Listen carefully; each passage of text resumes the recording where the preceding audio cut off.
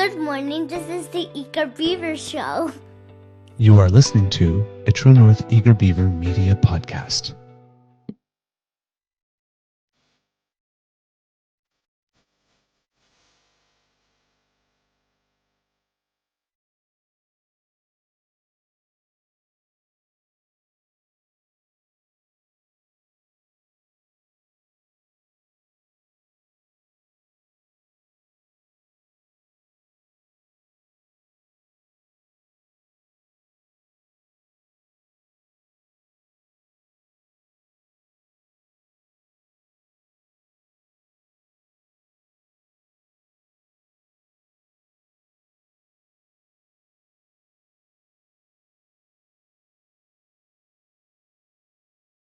The True North Eager Beaver podcasts are proudly brought to you by our founding sponsors, the Miss V Mysteries from Corvid Moon Publishing, your source for science fiction, fantasy, and cozy mysteries featuring a broad diversity of characters. CanadianTarot.com, your uniquely Canadian online eclectic tarot community and forum, and the Peppermaster, hot pepper sauces made from fresh farm ingredients to thrill your taste buds and expand your mind.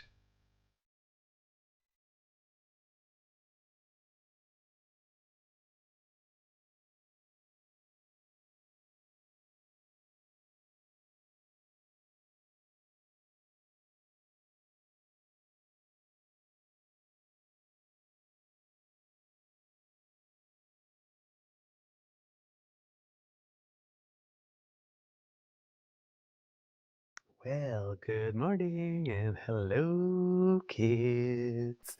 Welcome to season 3 and episode number 248 of the Daily Beaver Morning Show here on the Crier Media Network. Yay! There is sunshine in my voice and music in my voice because today is a day of love. As you can see, my beavers. It's your anniversary. Yes. And the beaver has to confess to being a bit of a eats his own kind. The only animal an actual beaver will eat.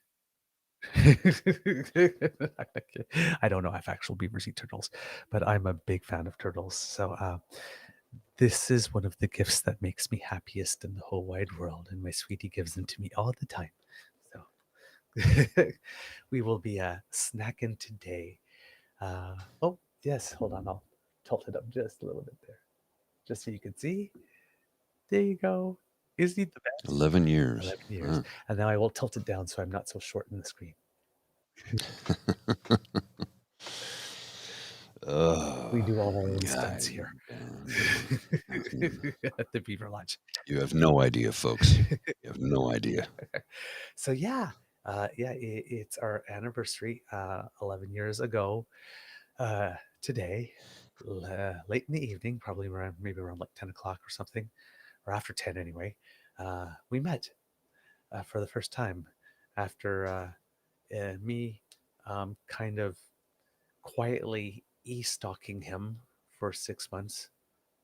Not really e-stalking, but just one day, if you're on Facebook, sometime there's a new person that appears on the threads of all of your friends, but you don't know them, and you're like, how do all my friends know this person I do not know? Right. That kind of happened. So I clicked on it, and it's like, damn, he's kind of cute. So I thought, I need to meet this guy. But we lived in different cities. But I figured, he'll be around in Ottawa because we swam in similar circles. And sure enough, 6 months later, he's in Ottawa, and all weekend long, because I'd like see the back of him as he's going this way. Well, had something I absolutely had to do over there, or Right. he's over there and I'm over here, but there's a whole wall of people going on, and like there's a workshop or something happening, and you can't cross the floor while someone's teaching a workshop. So, and then, yep, I've had enough. And then he goes. It's like, ah!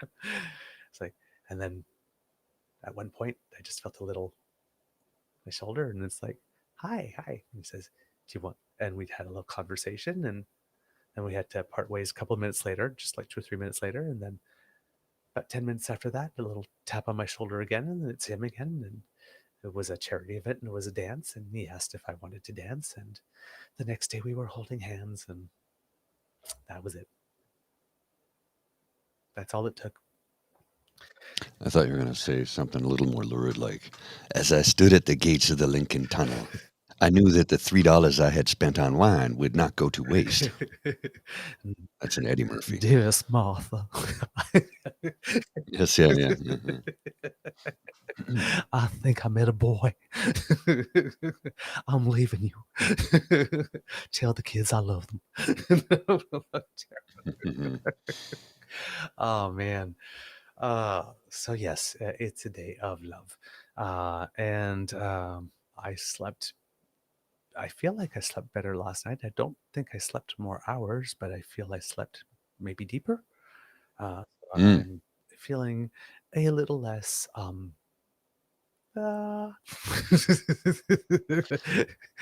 slept 8 hours and I feel like I didn't sleep a wink. yeah. And the thing that I was worried about, that I talked about the other day, with regard to what I was volunteering, the meeting yesterday, it went fabulously well, and That's good. there were some thoughtful words said, which was very, very appreciated, and I think we're going to be okay. Oh, that's good. Which is a nice change, because remember, the last time I was in this situation, it did not work out very well, and I certainly didn't end up looking good. Mhm. I mean, I just, those things like you're talking, you can't shut up, digging the hole. Yeah, it was one of those things. I kept on trying to make things better, and the more I tried to make things better, it was just like, Douglas, stop, but I can't. I have to fix this, and until somebody said, you got to go, and I said. Yeah. I went into the box for 2 minutes and I felt shame. Mhm. Whoops, that was the wrong cue.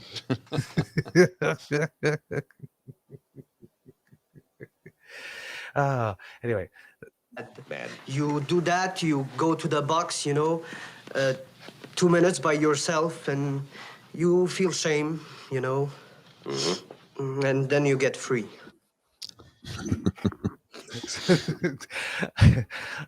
So yeah, so proud of myself. Anyway, very, very long intro. Today, recording day, is Friday, November 10th. Anniversary day here at the Beaver Lads, le jour de l'amour. And with me, as always, is my good friend here, Mr. Grizzly, sporting the poppy that I keep on buying, and keeps on falling off my Keep clothes losing, before I yeah. get home, because I intended to start wearing one starting November 1st, and I have not. This is my third one. I've not successfully gotten one home yet. I did, however, get a sticker. Well, that's good. No, that's good. This is my third one. Honest to goodness, my third one. I keep losing them, and I keep stabbing myself. It's like, And you know what? The thing is that if they just had like this little rubber stopper they could put on the bottom of it, right? You would keep it. But then again, yeah. the whole point is to keep donating, right? Because every time you Well, lose, that's like, that's you don't why have to- though. That's why. Yeah, that's why. Because if I mean, literally, if you have a rubber stopper on it, why would you buy another one? Exactly. Each year, you just put this off to the side, pull it out of the drawer. It's like, no, the whole point is to raise money. Exactly. So, yeah, it's. I just wish I could manage. There's two things that happens every year like this. I lose so many poppies like this, and sometime in November, I lose one of the mittens that I was able to keep from the winter before. And it's like I'm sitting there, like, there's not even snow on the ground. How did I lose a mitt? But it happens every year like clockwork. So you know that the Black Friday deals are already beginning, right? Because it's retail, Susan. Check this out. So I have a Walmart account. Oh, I hate to say that name. Shit. Anyway, I said it. I have an account because I find that's a cheaper place to buy groceries, amongst other things.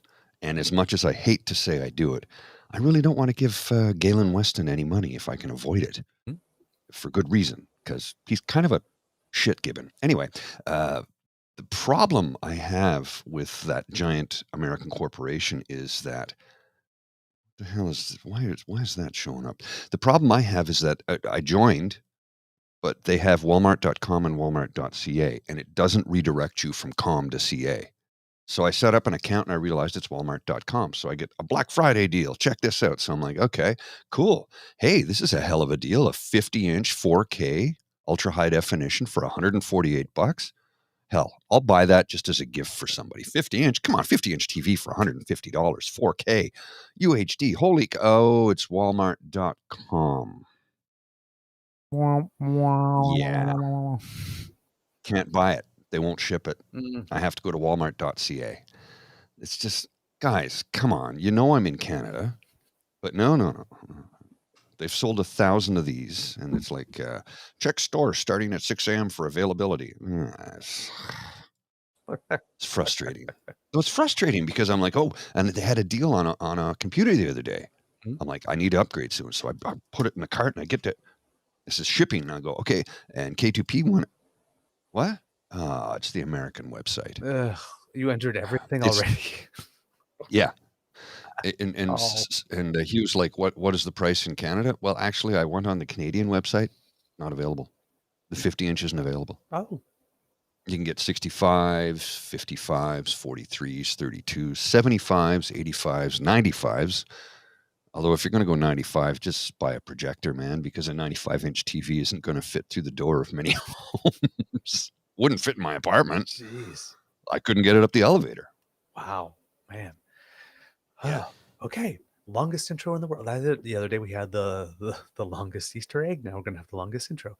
Thank you to our founding sponsors, the Peppermaster, the Misfit Mysteries from Corvid Moon Publishing, and CanadianTarot.com. And I sent you a link there, Mr. Grizzly, because since we're talking about the Peppermaster, and we're talking about not wanting to help Galen, this kind of goes together. This is the Twitter feed account of someone I love very much and someone you should love too, Tina Brooks, who is with one of our founding sponsors, the Peppermaster. So there you go. So whenever we have those deals for you for Christmas or Mother's Day or Father's Day, she's the one that puts it together for us. So one of our founding sponsors. And she says, Mr. Grizzly, if you want to stop Galen Weston, shop local. Get to know your local producers and put Pepsi, Heinz, Kraft out of business. Easy. Of course, the first response is, I have a problem. I like those brands for the most part, and Galen stores offer the best prices. I can't afford the little local outfits. That's because they won't sell the little local guys at the same price, in spite of it being the same distributors. Ask me how Loblaws, IGA, and Metro make so much money while the rest of us are sucking up fumes. Volume, I suppose. Shrinkflation is the only thing I have against most producers, but the grocers are not being truthful about their margins. Not even close. It's shelf fees, dock fees, late fees, early fees, EDI fees, setup fees, marketing fees, shopping fees, sampling fees, restocking fees.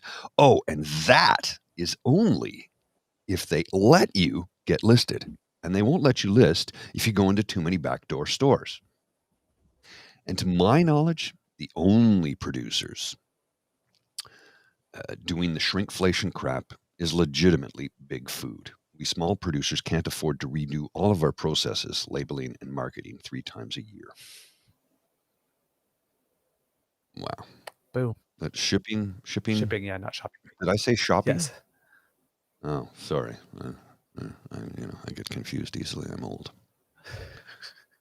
I made that joke the other day, just yesterday. There was a list of like 20 things if you had them, like a rotary phone or all that kind of stuff. You're old. Yeah. It's like zero for like everything that you, 1 point for everything you had. And it's like, if it's like 0 to 4 legendary, and like I scored a straight 0. Old. Remember that 22-minute skit? It's like, back in the days, we didn't have MapQuest. We had a map. We didn't need a cell phone to tell time. We had a watch. Old.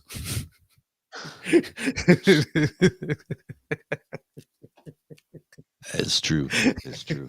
Just give me a second. It's a little warm in here. I'm gonna take my sweater off. I'll be right All back. right. I've looked all over the web to get a clip of those commercials from the old fake commercials, and I can't find them anywhere. But it's one of those things I've laughed so hard. All right, kids. And to finish off the world's longest intro, I would ask Mr. Grizzly around about this time how his mental health is doing today, but he's not in the screen. Oh shit! I got dressed in the dark. He's wearing green. I put a green shirt on. That was intentional. I thought it would be funny. It's cool how it works, though, right? I look pumped up. I just have this floating poppy. If somebody just suddenly just surfs on in at the last minute, they're like, what the hell is going on? You got one guy losing his crap at the other end, and the guy is half missing. How's it going? Yeah. I'm floating. I'm a floating head. Oh my God. I'm just arms and a head. People, if you're listening on the podcast, you have to watch the YouTube. Oh my God. I can't describe it. I'm wearing a green tank top and I have a green screen, so all you see is my background. Oh, and I have a poppy on, so it's like I've got shoulders, arms are showing. I'm looking very pumped up, you see. But you can see through my chest to the background. I'm going to paint my headphones green because I think that'll be funny. The tank top makes it perfect.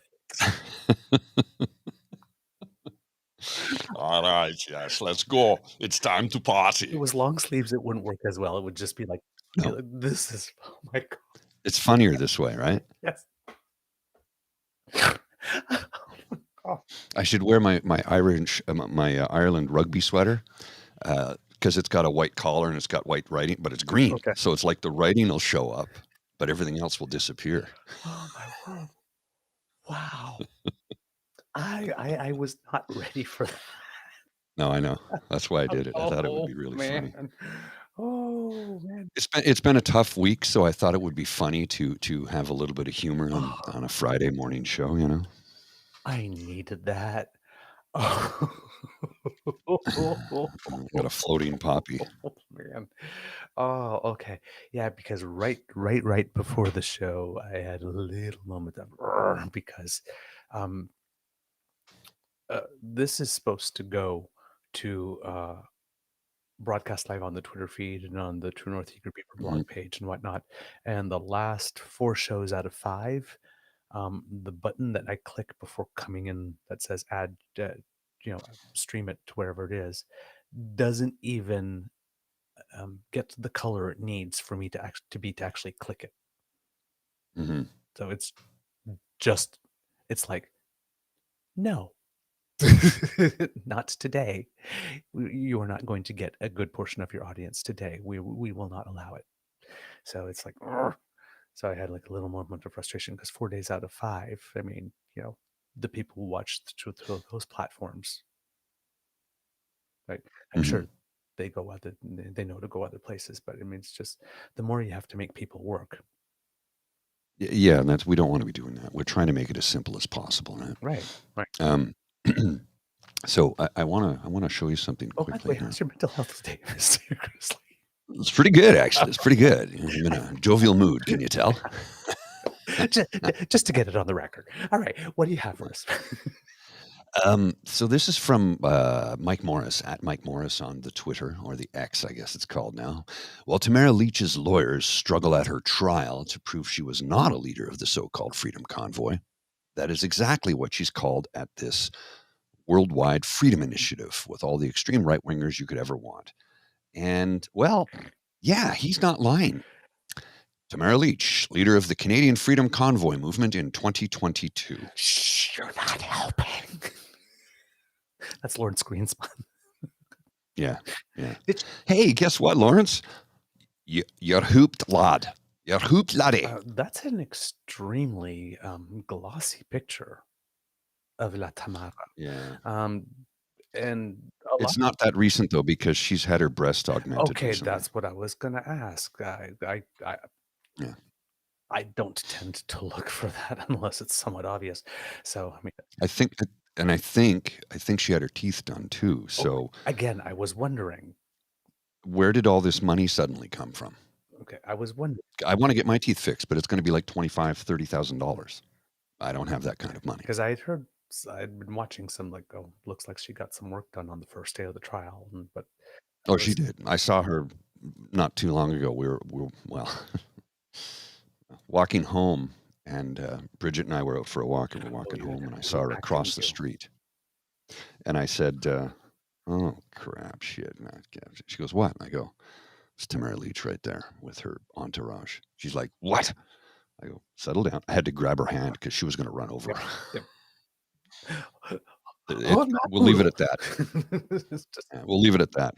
But she's like, I bumped into her in the pub one night a year ago during the POEC. I went in to the toilet, and I came out of the toilet, and she was standing there. She's like, "Oh, I'm sorry, sir." And I had my big beard at that point and my fedora. So I kind of, and I'm in boots. I'm like 6'2". And she's about 5 foot, if that. She's a very tiny lady. Of course, I come around the corner, and who's standing there? But what's his name? Tom, whatever his name. The guy I got into it with on Dean's show. Yeah, Tom Morazzo. Yeah, he's about 5'5", so he's a little guy too. It's like, what is it with all these freedom people being? Now, I'm 5'6". No, I know. It's just because I've met some of the other ones who are like taller than me. So yeah, I know. If you try to figure it out, you'll hurt your brain. Yeah, I don't want to do that. But yeah, anyway, Tamara's had some work done. So where did the money come from? Is what I'm asking. Is that the money she grifted from the donators? Because I think some of the money, about $1 million or $2 million, went missing, and she disappeared for a couple of days during the convoy, the occupation.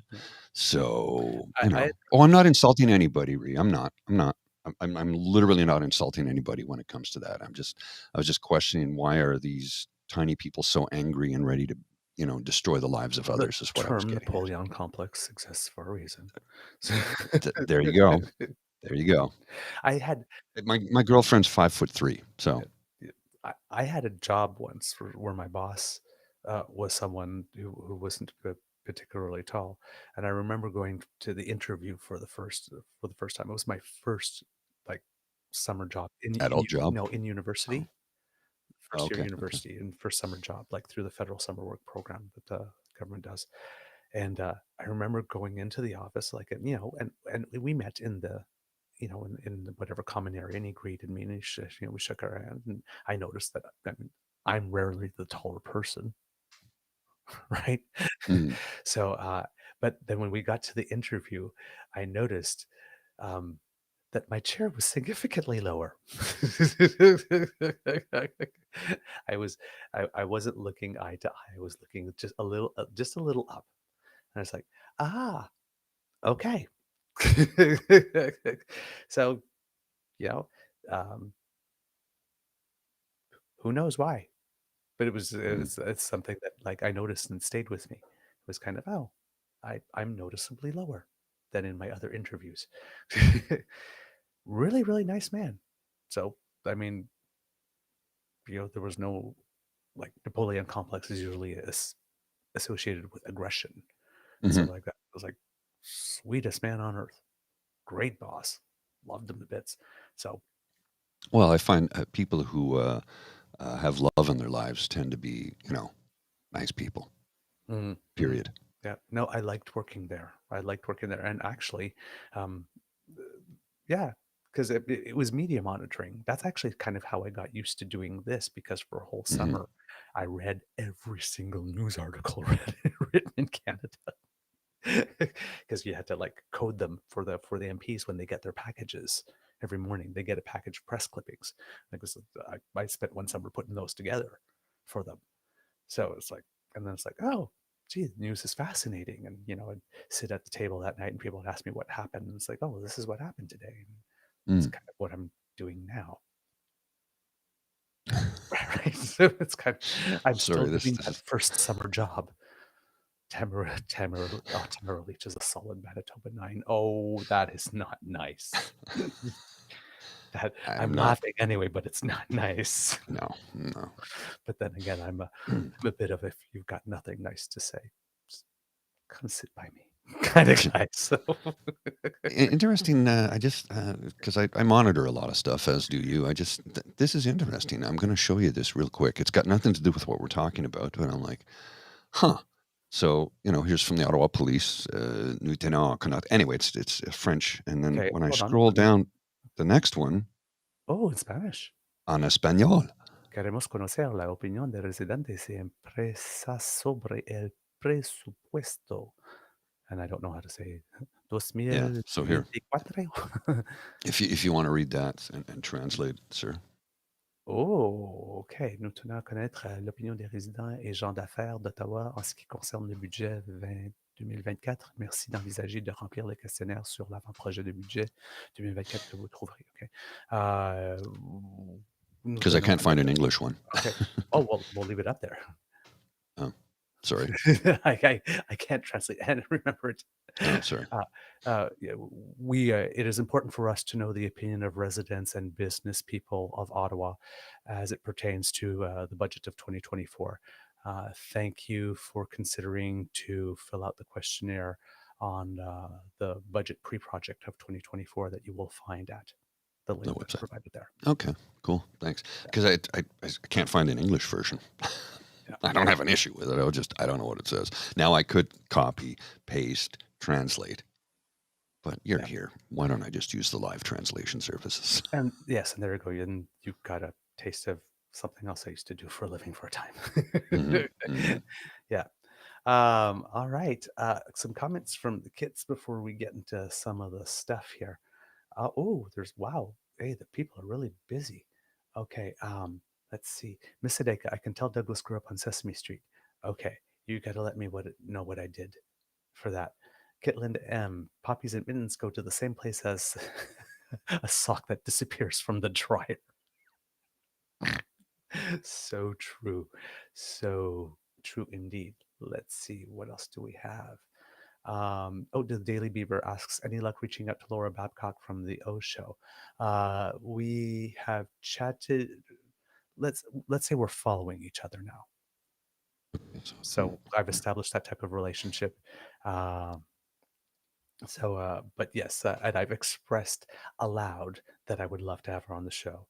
But I have not actually sent her a specific one saying, hey, do you want to come on the show? I'm kind of working up to that. Because sometimes I like to say out loud, we would love to have you on the show. And then some people go, hey, I'd love to come. And then sometimes you have to reach out specifically. So, but I'm not a hard sell kind of guy. So I try to get to establish a relationship before I say, hey, come on the show.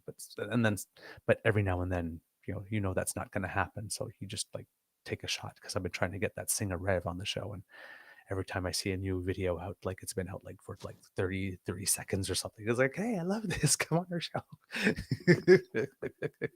We'll get her one day. Let's see. What else do we have here? I saw something earlier. Mr. Grizzly just destroyed Mr. Beaver. Yes, he did. Somebody said there was a comment earlier about how to actually keep your poppy, but for some reason I lost hold of where it was. So I will look for that again. And anyway, there you go. So the kits are there. Is my microphone still a little quiet? Yeah. I'm hearing that from the kits. Okay, hold on. Is that the input or the output? Yeah, there you're good. You're good now. Okay, then I just need to get a little closer. There you go. All. And thank you, everyone, for all the anniversary wishes. That's, you guys are, You've kind of nailed that one, Jillian. Jillian's did comment. Which one? Well, there's another comment that I can't see in Restream, so I had to open the YouTube channel to see if I could find it. I don't know. Somebody, I guess, took umbrage with some of the things I said about Leach. But Jillian said probably because Paul felt the size differential in close quarters and constrained from telling Leach what he thinks of her. That is exactly what it was. I stepped out of the toilet. I opened the door, and I was like an inch from her because she was standing right there. Like I bumped into her. So she says, "Oh, I'm terribly sorry, sir." I said, "Yeah, no worries," and I just walked away because that's the pub where I spend. That's my backyard. You know, that's where I live, and I don't want to have a argument of. You know what? I don't. I didn't want her in the pub, but it's not my building, and it's a public space. It is a private business. And if they caused trouble, they would have been asked to leave. But more and more of them started to show up, and I eventually got very angry that these sons of bitches had the audacity to come back to my neighborhood and sit in my backyard like nothing bad ever happened. The bad things that they did. So I was, I was pissed. So I just decided the best thing to do at that point was after my buddy said, "Paul, just leave it be. Don't throw your life away for this. Don't ruin things." I'm like, "You're right." So I literally just packed up and left. Oh, I wasn't insulting her. I was pointing out that she's very tiny. I wasn't insulting her because of her height. It was just she's very tiny. Yep. That's okay. all. Yep. And the people who know the show will know that. Mm-hmm. But about seeing her, Mr. Cal had a thing. He said, "Just got to say, I passed Doug Ford at the airport yesterday. Wanted to tell him off, but there was a bit too much Mm-hmm. security around it, so I wasn't feeling like getting arrested. I gave him a dirty look at least." But that's right, similar. Mm-hmm. You see someone that is doing harm to people. Like I said, it's like I could say something dramatic. Mm-hmm. I could say something illegal Mm-hmm. to make a point. I'm doing it for noble reasons, Mm-hmm. but that's the whole point of this whole thing is we have a group of people that have lost complete mastery over themselves. Mm-hmm. We're told this like this. Why lose mastery over yourself? Right? It's not. We know where they're going eventually. I need another Right? cup of coffee. Sorry.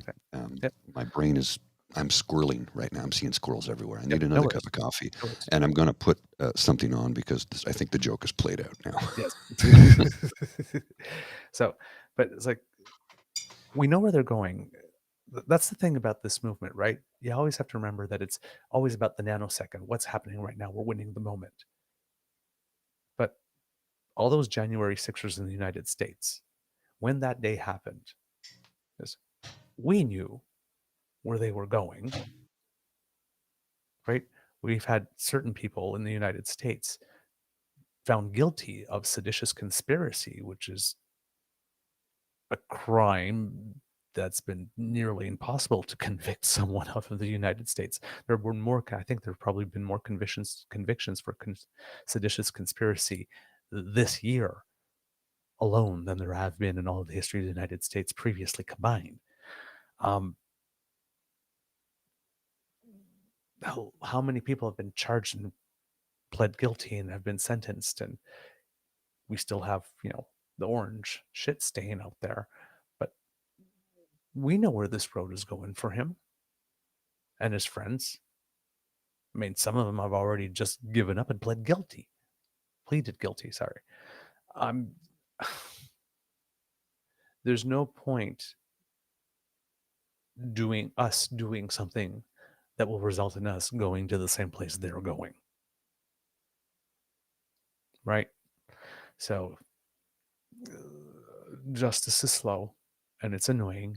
And until that gavel comes down and says guilty, and then the next gavel comes down and says how many years, they get to fill up all the airtime with all of their nonsense. Oh, my word.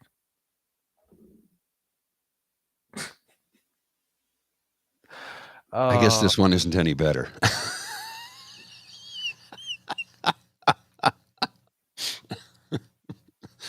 My mom bought this for me last year at Christmas because it's a loud Christmas winter shirt. It's got snowmen and trees on it, and it's green. I thought it'd be funny. I'm in a jovial mood. I gotta have fun, right? I really took you seriously when you said I thought it played itself out. I really did not think you were. Well, it did, but this one's even funnier. Fun with green screen. Oh my God. I am so sorry to anybody listening on the podcast version. So to describe this shirt, no sense. It's a loud it's a green shirt with snowmen and Christmas trees, red and green Christmas trees. You can't see the green Christmas trees because they don't even show up, right? They don't, but you see the red one right here. There's a red one right there, and right next to it is a green one, which you clearly can't see, which is funny because I'm against a green Christmas.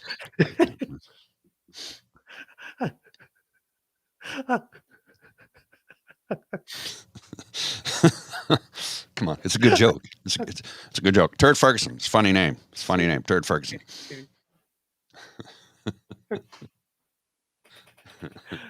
What's wrong with this picture? Oh dear.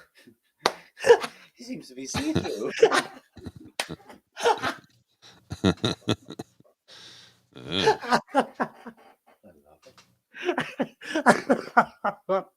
I don't know if anybody heard that.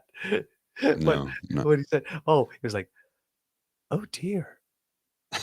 He seems to be see-through. What was after that?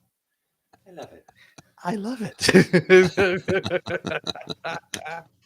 Okay, this time I will change my shirt properly. I just thought this was funny. I mean, you got to have a laugh, right? It's a Friday morning. It's Remembrance Day weekend. Tomorrow's going to be a heavy day with a lot of emotions. So let's go into it with light hearts, right? So I thought a couple of visual gags would be good for a larf or two. So I will be right back. I am going to change my shirt this time. Promise. Yeah. I don't have any more green shirts. My rugby sweater's in the wash. So I feel for. I'm gonna. You know what, kids? I'm gonna believe this one when it lasts because I feel like, oh, kid, you. I think when Mr. Grizzly came on with the tank top, there was a hey sailor. Oh man, this is great. Okay, kids. Wow. I was really not ready for that. I really was not. Okay. In the news today, something that I wanted to bring to you a couple of days ago, but we didn't have enough time. We're going to talk about the Canada's Environmental and Climate Change Commissioners report on how we're doing on. Okay. I was telling the kids I was going to believe it when it lasts because it got me once. So he's a man of his word.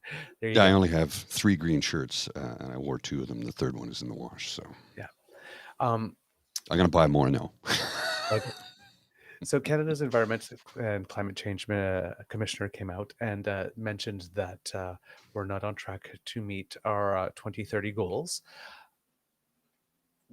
I don't think that there was actually any doubt about that. But the Conservatives, of course, are trying to spin this as like the worst thing ever. And it's not actually the worst thing better. So, but to give you a little taste, Mr. Grizzly. Yes. Oh, yeah. Our good friend. Someone from whom we gank a lot of things. Yarrow Geisbrecht. I had a little clip from CTV. I think it's Power Play or now. I'm not sure what it's called now, but the show hosted by It's Vashi. Yeah. Vashi Kapela. I don't know the name of the program actually, Yeah, because 'cause it she used to be on the CBC. Yeah. And now she's on the CTV. Well, it was always called Power Play. I just don't know if the name changed or it's Power Play with Vashi Kapela. Anyway, she was there's a clip from there, and She used to be Power in Politics, correct? right on CBC, and Miss Fun Dip, Miss Stock Photo,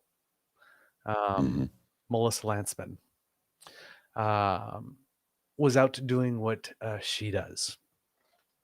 And now I say this because I will admit my bias out front. I have absolutely no respect for this woman. None. She says she's a member of the rainbow community. I don't recognize her. No. And I understand why. I don't. So let's watch right. this quickly. So that's my bias. But Ms. Lanceman, look, it doesn't take away from the questions for the government, but has your party's lack of specifics on what targets you're going to aim for, what measures you'll use to get there, has that provided the government with an opening to say that you're dragging the debate down essentially and preventing them from meeting the targets? Well, this government has been here for 8 years, so I find it a bit rich for my colleague to say that it is our fault that they are not meeting a single target that they themselves have set. The Environment Commissioner just delivered a scathing report, and for 8 years they have told Canadians they're going to quadruple the carbon tax by the end of this mandate to essentially reach those targets. And the commissioner himself said at the table that this is not a measure that he sees as one that works. He said that 50% of them don't have a timeline. He didn't say it didn't work. He just said Wait, that the commissioner did not say that carbon pricing does not work. Mr. That's not something that Mr. Van Couverden, let's let Ms. Lanceman speak, okay? Because we let you speak. The commissioner rightfully said that there are many ways to get there. What Conservatives are saying that the carbon tax is not one of them that on Canadians that is working to reach a single target. okay, now normally she's much more effective than that. But Jenny Byrne, who coordinates all this kind of stuff, the Conservative Party, has an expression that she calls tripping all over their dicks. And that's what she just did. Oh, yeah. All right. She tried to say that the commissioner said that the carbon tax was a terrible way to do whatever it is that needs to be done. Just terrible, terrible way. And they called her out on that. And then all of a sudden, whoa, see how the goalposts moved. And again, kids, that thing we said about the weird hair. Just saying.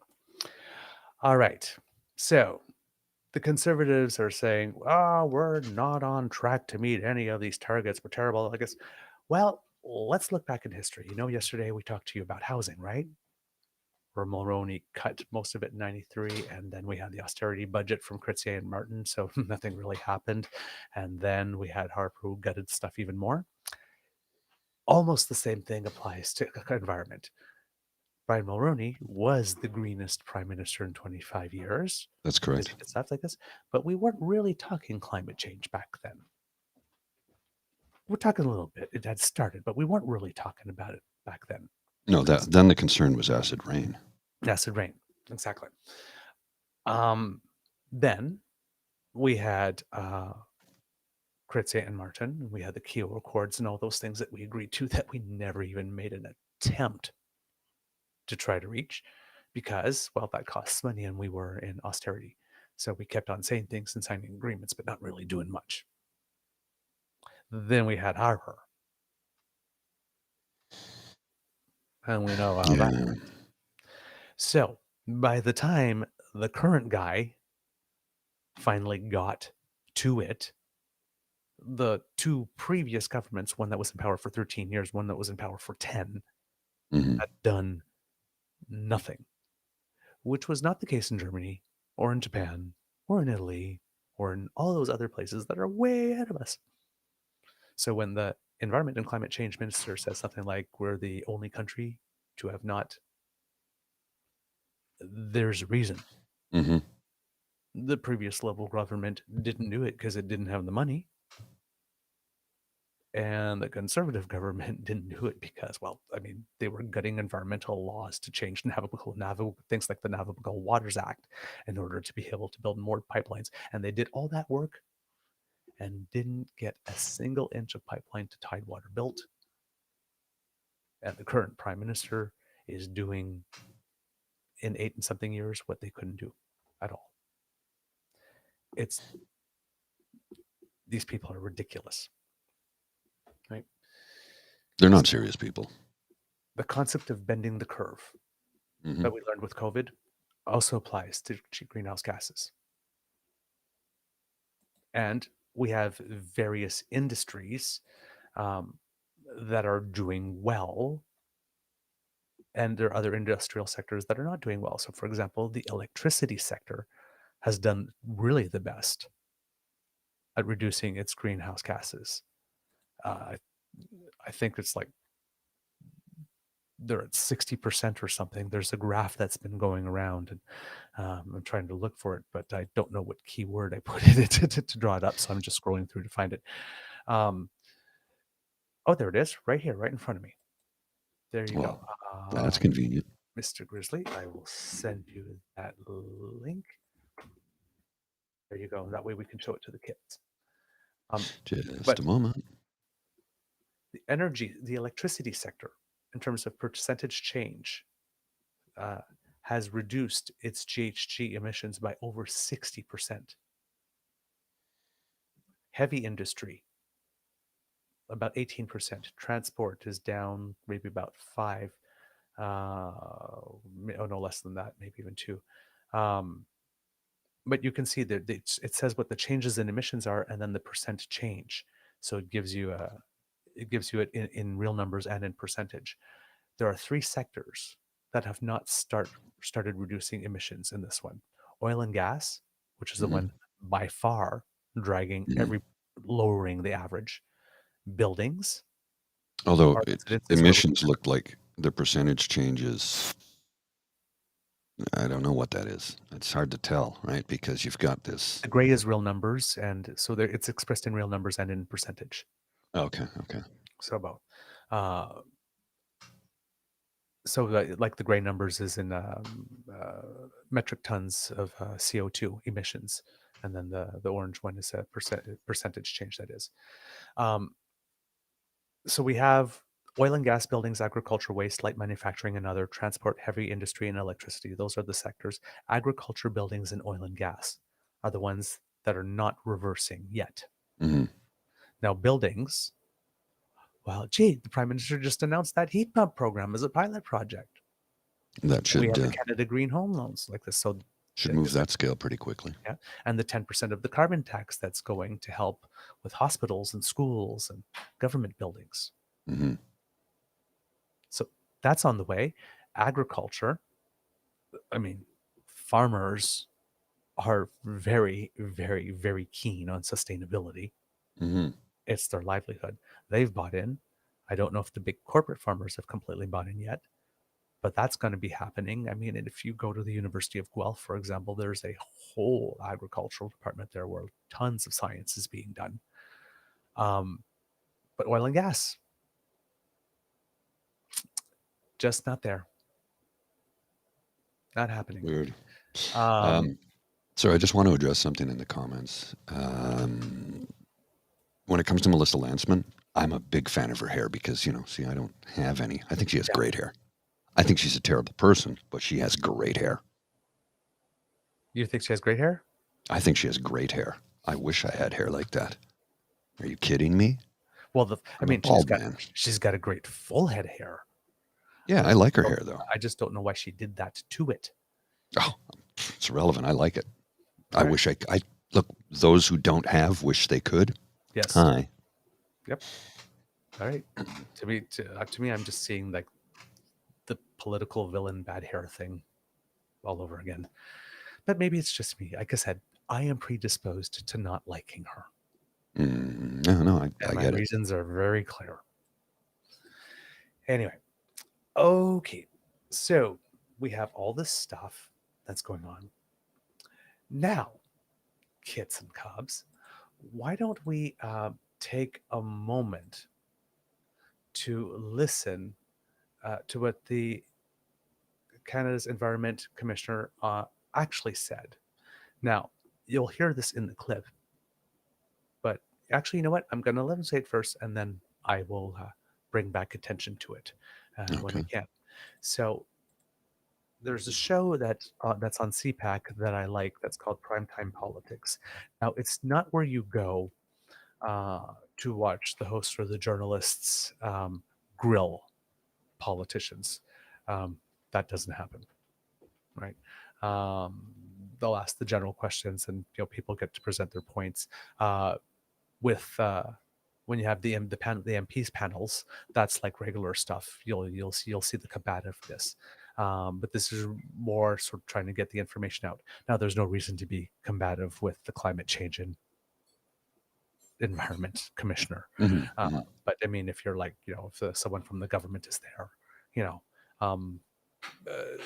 you're not going to get the pressing questions all that much, because it's CPAC and it's free and everybody wants to go there, and well, they want people to come, so right.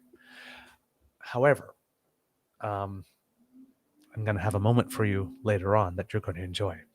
But this one is the Environment and Climate Change Commissioner, and he's being asked about what his report actually did say. So, Mr. Beasley, let's play this, and I'm not sure if I'll ask you to stop along the way or if I'll just play it all.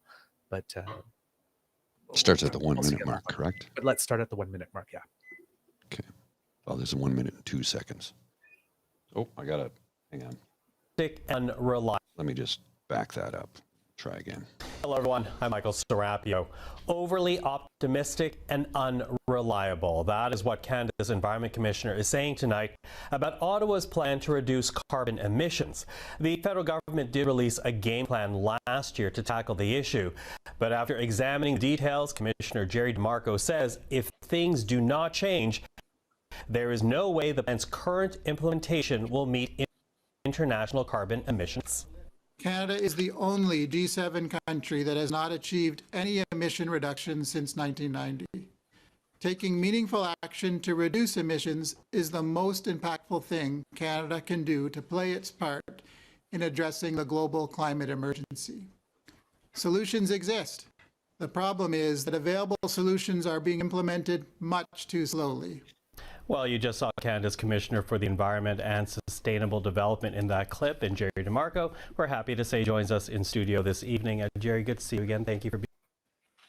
All right. So before we continue on that, so like we mentioned, right, Canada is the only country to have not reduced. Why? Because the oil and gas sector, specifically, along with the other two, is basically negating the work of all the other. Not negating, shouldn't say it's happening, but if those three sectors that are above had been following at the same rate, and particularly oil and gas, as the other sectors, we would be like all the other countries. Now, why is Canada's oil and gas sector, as opposed to that of any other country that has it, particularly slower than anywhere else in the world in getting its act together? I think we know the answer to that question. Once again, it's the premiers who are the problem. Yeah. The wonderful can't-do attitude of the wannabe independent republic of Saskatchewan, among others. There's a reason. There's one country who hasn't done it, and you have the premier leading the province from which the most oil and gas comes from saying, we need more base load. Kneecapping the renewable sector and wanting to get her hands on the pension fund so she could throw good money after bad back into the oil sector.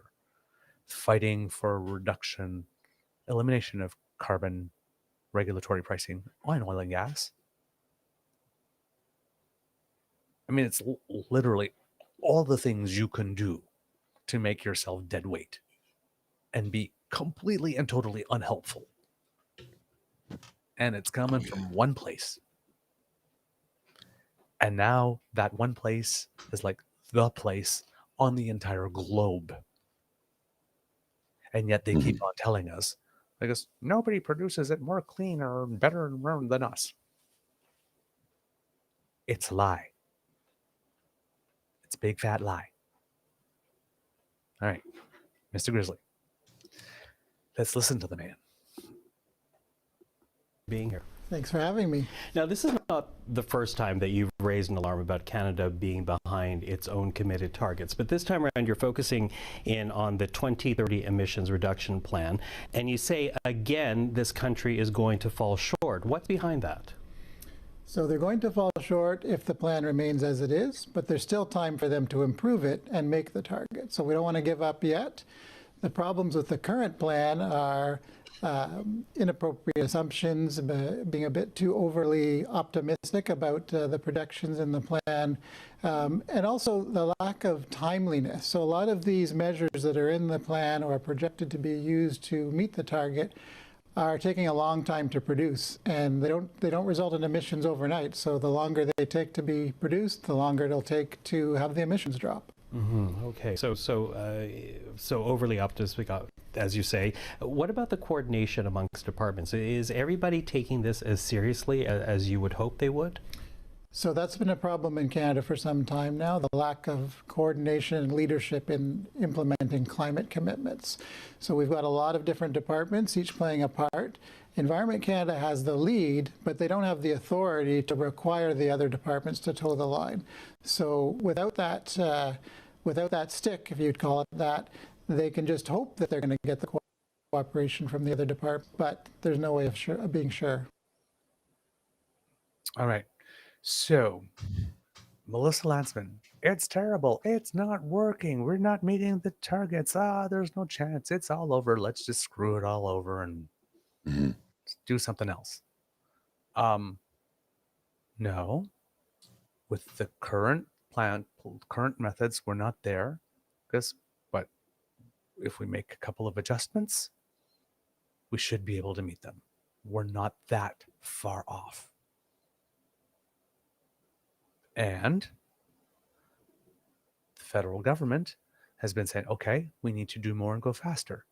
So we're actually going to start a pilot project to get people off the dirtiest form of GHGs for heating your home. Yes. And if that works well, if enough people buy in, a pilot project then goes national.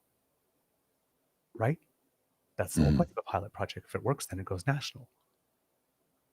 So giving people a hand up to get off home heating fuel, expensive and very GHG emitting, and buildings are still a sector which haven't shown net reductions yet. Seems to me to be the exact perfect place to start in something that would be highly recommended by Canada's Environment and Climate Change Commissioner in order to reach our targets. Meanwhile, you have the Conservatives and the NDP saying that the government has swallowed itself whole on when really what it's doing is accelerating the actual GHG reductions. The cap on emissions for production in oil that Danielle Smith says is a cap on production. No, it's not a cap on production. If you can reduce the intensity per barrel, you can produce more barrels so long as you do not reduce, so long as you don't pass the cap. So chop, chop, get on it. Right? You know, the power is in your hands, sister. Like the focus on climate change and the environment has been prominent for the last 33 years. Yeah. I remember in 1990 when Earth Day became a thing again. And I say again because the first Earth Day, I think, was it 70 or 71, founded by Richard Nixon, who, correct me if I'm wrong, didn't he also start the EPA, the Environmental Protection Agency? Who? Nixon? Nixon. Nixon did, yes. Yes. He Earth Day and the EPA. Yes. not a very nice man, Richard Nixon. And a Very Republican. intelligent man. Knew what he wanted, went after it in underhanded ways in many respects, but cared about the planet. Back then, we called it environmental conservation. It was Yes. championed by conservatives. Gee, I wonder why. Yeah. Now all of a sudden they're throwing the baby out with the bathwater. Like what in, oh, I know why. Money. Filthy lucre. That's all it is. That's all it is. Hmm? These were conservative ideas from the get-go. Yep. They were good conservative ideas. Yes. So progressives said, yeah, let's do that. And then conservatives said, whoa, whoa, whoa, whoa, whoa, whoa, whoa, whoa. We didn't really mean it. Some people. I guess. Well, like you said, the greenest prime minister we had in the last 25 years was Brian Mulroney. I know people hate to say that, but it's true. That's true. It's a fact. You know who else was a very green leader? Believe it or not, George W. Yes. Yes. The United true. States. The United States is so far ahead of us in that sense because United States military has made it very clear to the government. So you can say whatever you want on air, but in the United States they have all these omnibus bills with a whole bunch of stuff thrown in like this. But this is the biggest global security threat that you have going right now. So you might want to get on that in terms of national defense. And these are sovereignty generals who are saying this is the biggest concern. And again, not warm, fuzzy, tree hugging. No. Liberal warriors. Boy cooking. Right. You also need to remember too thing. that these generals who lead the Joint Chiefs of Staff, et cetera, on both sides of the border in Canada and the US, these are very highly educated people. High EQ, high IQ. They know what time. You do not ascend to that level by being an idiot with no emotional intelligence. You don't. You need to be able to respond to your troops. You need to be able to respond to situations appropriately. So when the leader of the Joint Chiefs of Staff says, this is our biggest concern, they pay attention to that. So again, these are conservative ideas. All of a sudden, because the Liberals are championing them, they have to throw it out. Like, do you have, I get that you're in opposition, but do you have to oppose every single frickin' thing? My God, man, that is not how government is supposed to work. When a good idea is presented and helps everyone, you support it. Just because you're the opposition party does not mean you need to oppose every single thing.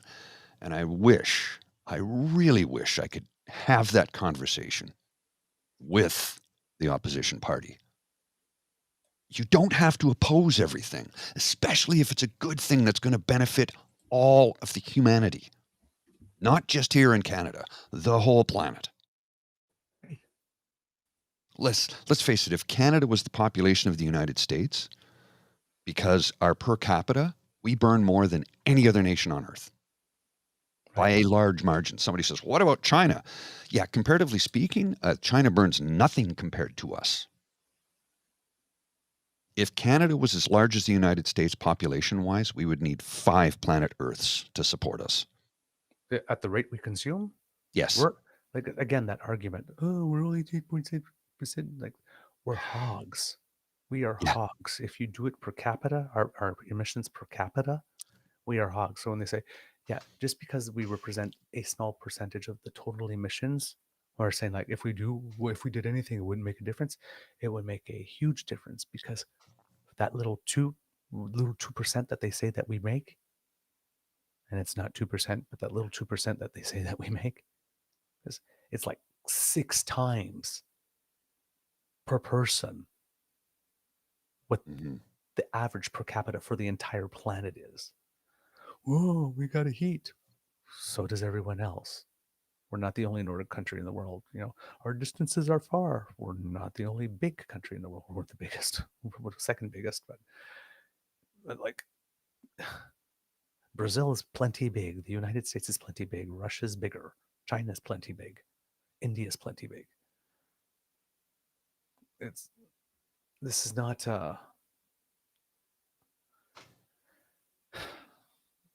these are not reasons. These are not reasons, they're excuses. Right? Well, something else you need to remember too, that only recently, sorry, I didn't mean to do that. Only recently, very, very recently, did we start shutting down the asbestos mines. We had still been mining asbestos and exporting it around the world to, for want of a better term, third world nations. Yeah. We'd been doing this for a century. They only stopped doing that, I think, in the last year or two. I don't recall the actual time when it's shut down, but the process was started and it finally did shut down. But for a century, we just kept adding, just kept doing it, exporting it to the point where we were exporting asbestos boards, and in some former Eastern Bloc countries, they were using it to build houses. Yes. They were cutting it like drywall. Yes. No masks, because according to certain people, masks don't work, remember? But asbestos was so recent that since this show has been on the air, I guess, I've been broadcasting, we've reported that the town of Asbestos changed its name. Yes. In 2020 to Val des Sources, Valley of the Springs. Talk about giving yourself a rebranding, eh? Yeah, no kidding. But understandable as to why. Because the people who live there didn't want to have to raise their children under the specter of what made the town famous. And yes, Hugh, you are not kidding. Asbestosis, or even worse, silicosis. Well, asbestosis, you can live for a while, but it's a horrible suffering way to go. Silicosis, it's 1 year and it's horrible suffering the whole time. Sorry, I keep clicking on things when I don't mean to. My apologies. But silicosis is literally, if once you're diagnosed, you have 9 months to a year, and it's horrible suffering. There is no coming back. There is no prolonging. And in many cases, people opt for MAID if they have silicosis, because silicosis is basically glass in your lungs that shreds it. Yep. It's worse than asbestosis. Yep. It's worse than mesothelioma. It is just horrible. That's why glass blowers never inhale. Yeah. Number one rule. Well, this is also another reason why fiber splicers have started to wear masks. Yep. Yes. Like we have to wear glasses. Yes. We have to wear safety glasses because I used to splice fiber optic cable, right? And you have to wear your safety glasses, and you have to have a disposal container because when you slice it, it's the size of a human hair. And oftentimes I would wear readers underneath so I could look down and see stuff that otherwise I can't do it anymore because my eyesight's not good enough. And I end up hurting myself, and I don't want to do it anymore anyway. Hey, look, I remember climbing a pole in -60 with the wind chill to splice fiber. You go up, you take it down, you put it in the truck, but -60. Yeah. Yep, not fun, not fun. All right, Mr. Grizzly, let's keep on hearing from the commissioner. Okie dokie. You say there is time to get things back on track. And part of that, if I look at my notes here, is about leaning in on the carbon pricing regime as well as regulations. But as you know, right now, there's a debate, and there are many Canadians who don't believe in the carbon tax, who think it is time to get rid of it.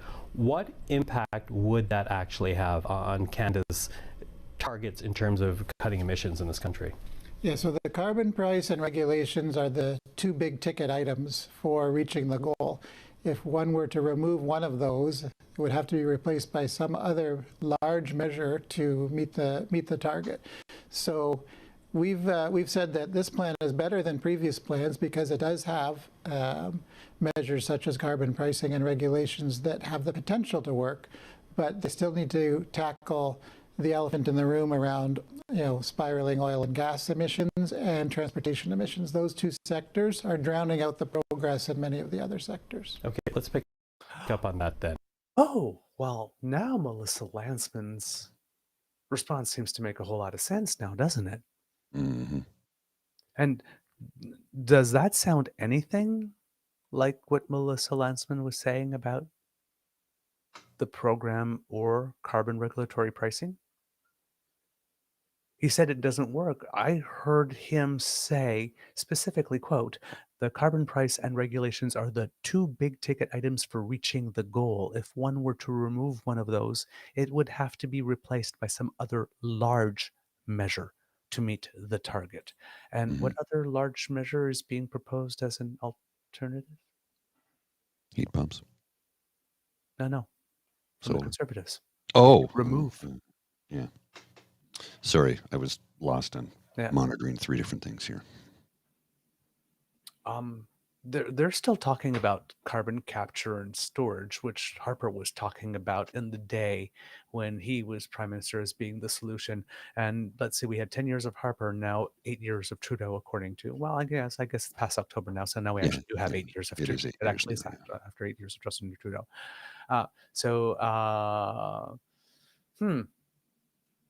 That's a lot of time. That is a lot of time.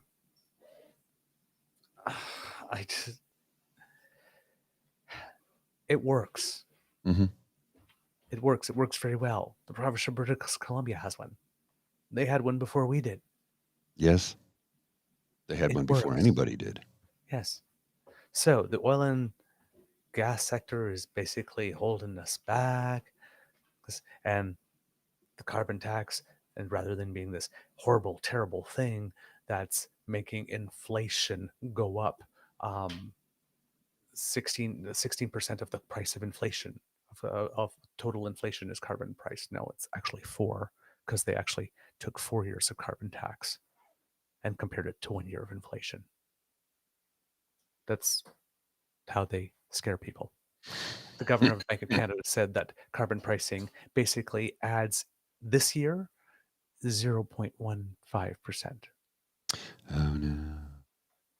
Every year, the carbon tax raises inflation 0.15%. Come and tell me if your house insurance goes up less than 0.15% per year. They want you to be mad. Of course they do. For 0.15, I can't say it enough, percent a year. So that all the other things, so that 127.8% per year for your rising cost of electricity in Alberta, that's acceptable. You shouldn't be mad about that. Danielle Smith doesn't want you to be mad about that, but she wants you to be mad. 0.1. It's insane. I believe we call that mind-boggling. Mind-boggling. So, the gap is so wide that they think, the fact that these people could think that we could not or would not notice it. Mm-hmm. It's just, they really think we're stupid. They're like banking on it. It's frightening. And when you think how stupid they think we actually are, when you sit down and actually think about it, slow it all down, because they're flooding the zone all the time. It's downright insulting. Oh, yes. Yeah. These people have no respect for any of us. It is utter and sheer contempt. Yeah, that's what I would call it. To that little amount that's good for the entire planet and saying that's the thing that's making it such that you have to choose between heating and paying your mortgage. And then next year's forest fires or floods come up, and then all of a sudden, and that you're supposed to go, oh, well, act of God. What about get mad? Well, you know, that I think that is something that should be taken out of insurance policies. Because what if you're a non-believer? Well, it's an act of God. Well, hang on a second. What if you're a non-believer? But then they just call it natural disaster. Yeah. No. You know, or unforeseeable natural disaster of unforeseeable scale or something. Force majeure, you know. Yeah, or something. So yeah, I know. Darn. I just can't. All right. So it's one of the big ticket items. It's doing quite well. It's not decimating our pocketbooks. It's so everything the conservatives are saying is not true. Not true. And it's not like not true by a little bit. Like, what time did you get home? Oh, 10:30 when you were supposed to be home at 10, really? Or 11, you know, but you were late by half an hour, so you changed the hour. That's one thing. This is the difference between, like, it's like, you need to give me back the money I lent you. Yeah, here's the $10. Dude, I lent you 10,000.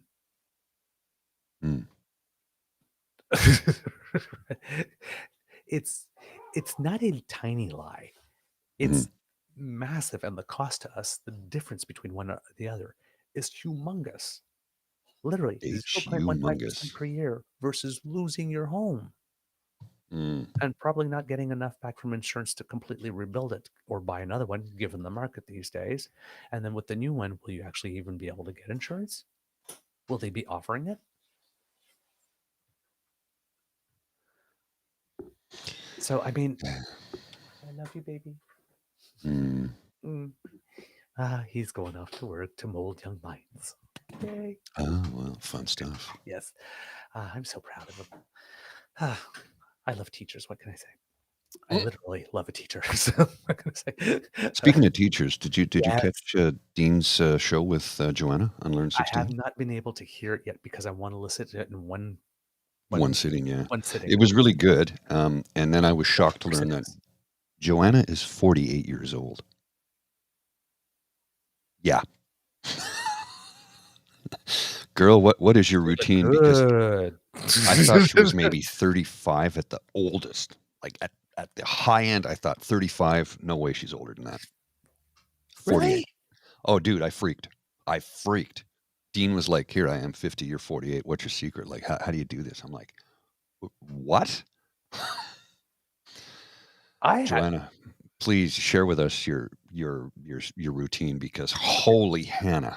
Joanna, you are an incredible, wonderful teacher, and we don't want you to stop doing that. But if you happen to have a beauty regimen or skincare thing, like, what do you do? I mean, like, my goodness gracious.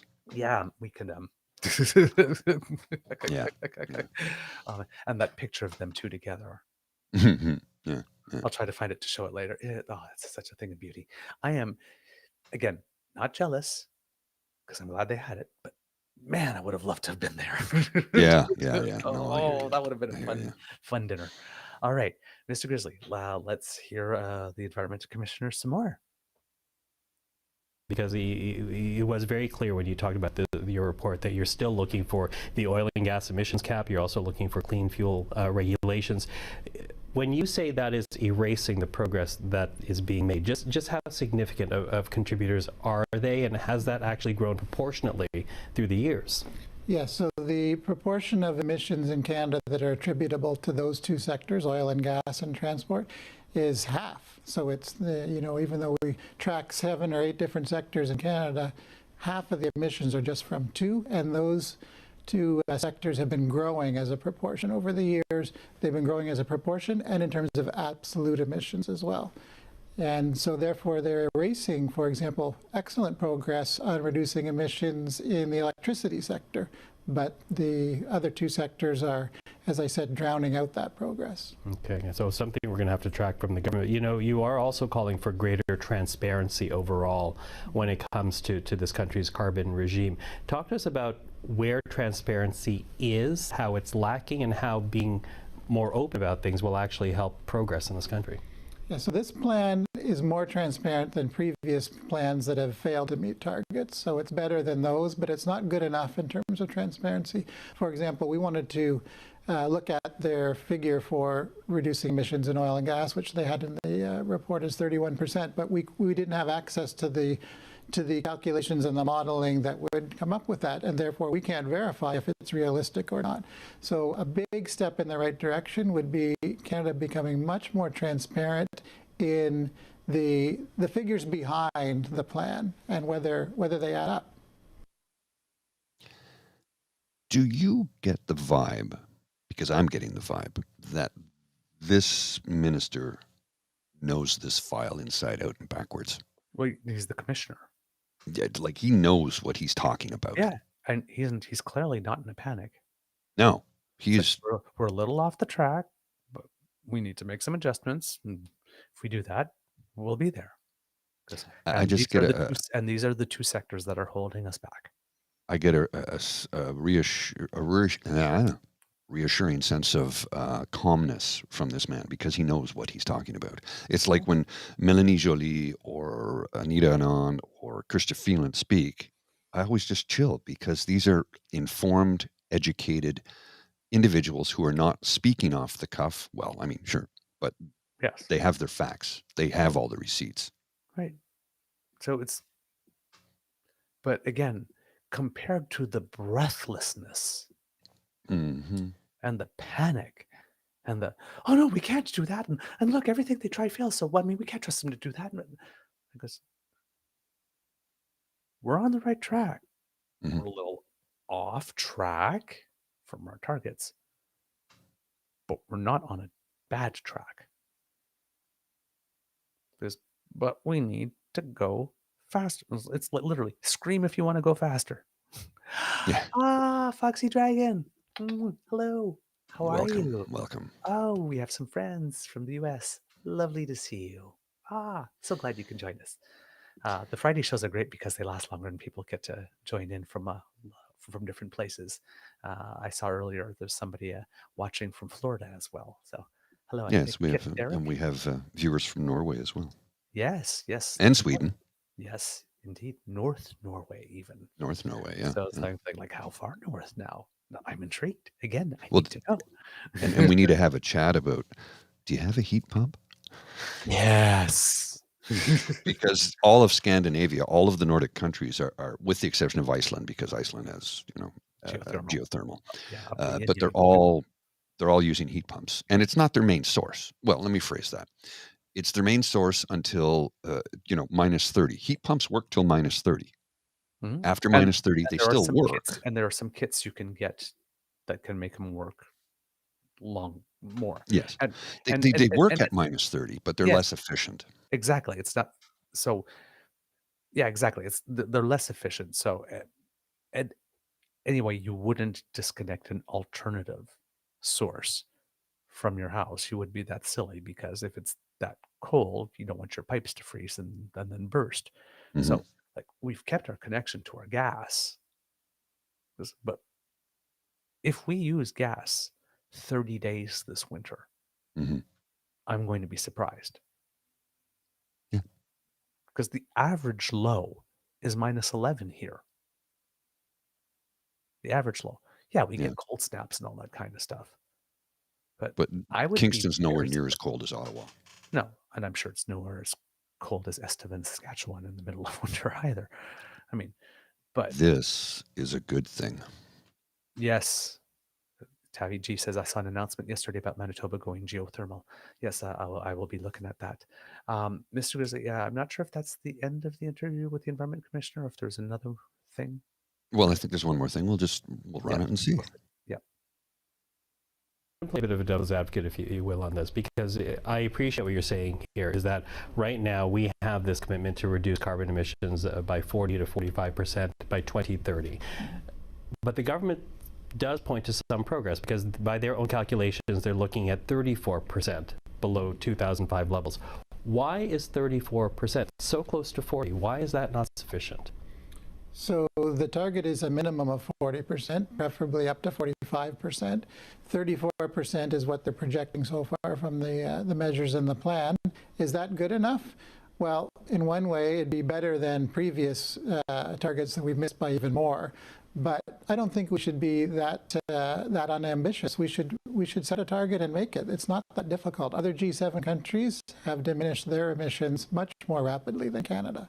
Can you add some context to that? When you say that Canada hasn't fared as well as other countries, put that into context. Yes, so since 2005 to now, which is the baseline year that we're using under the current international framework, Canada has the lowest level of emissions reductions, but at least there's some reductions since 2005.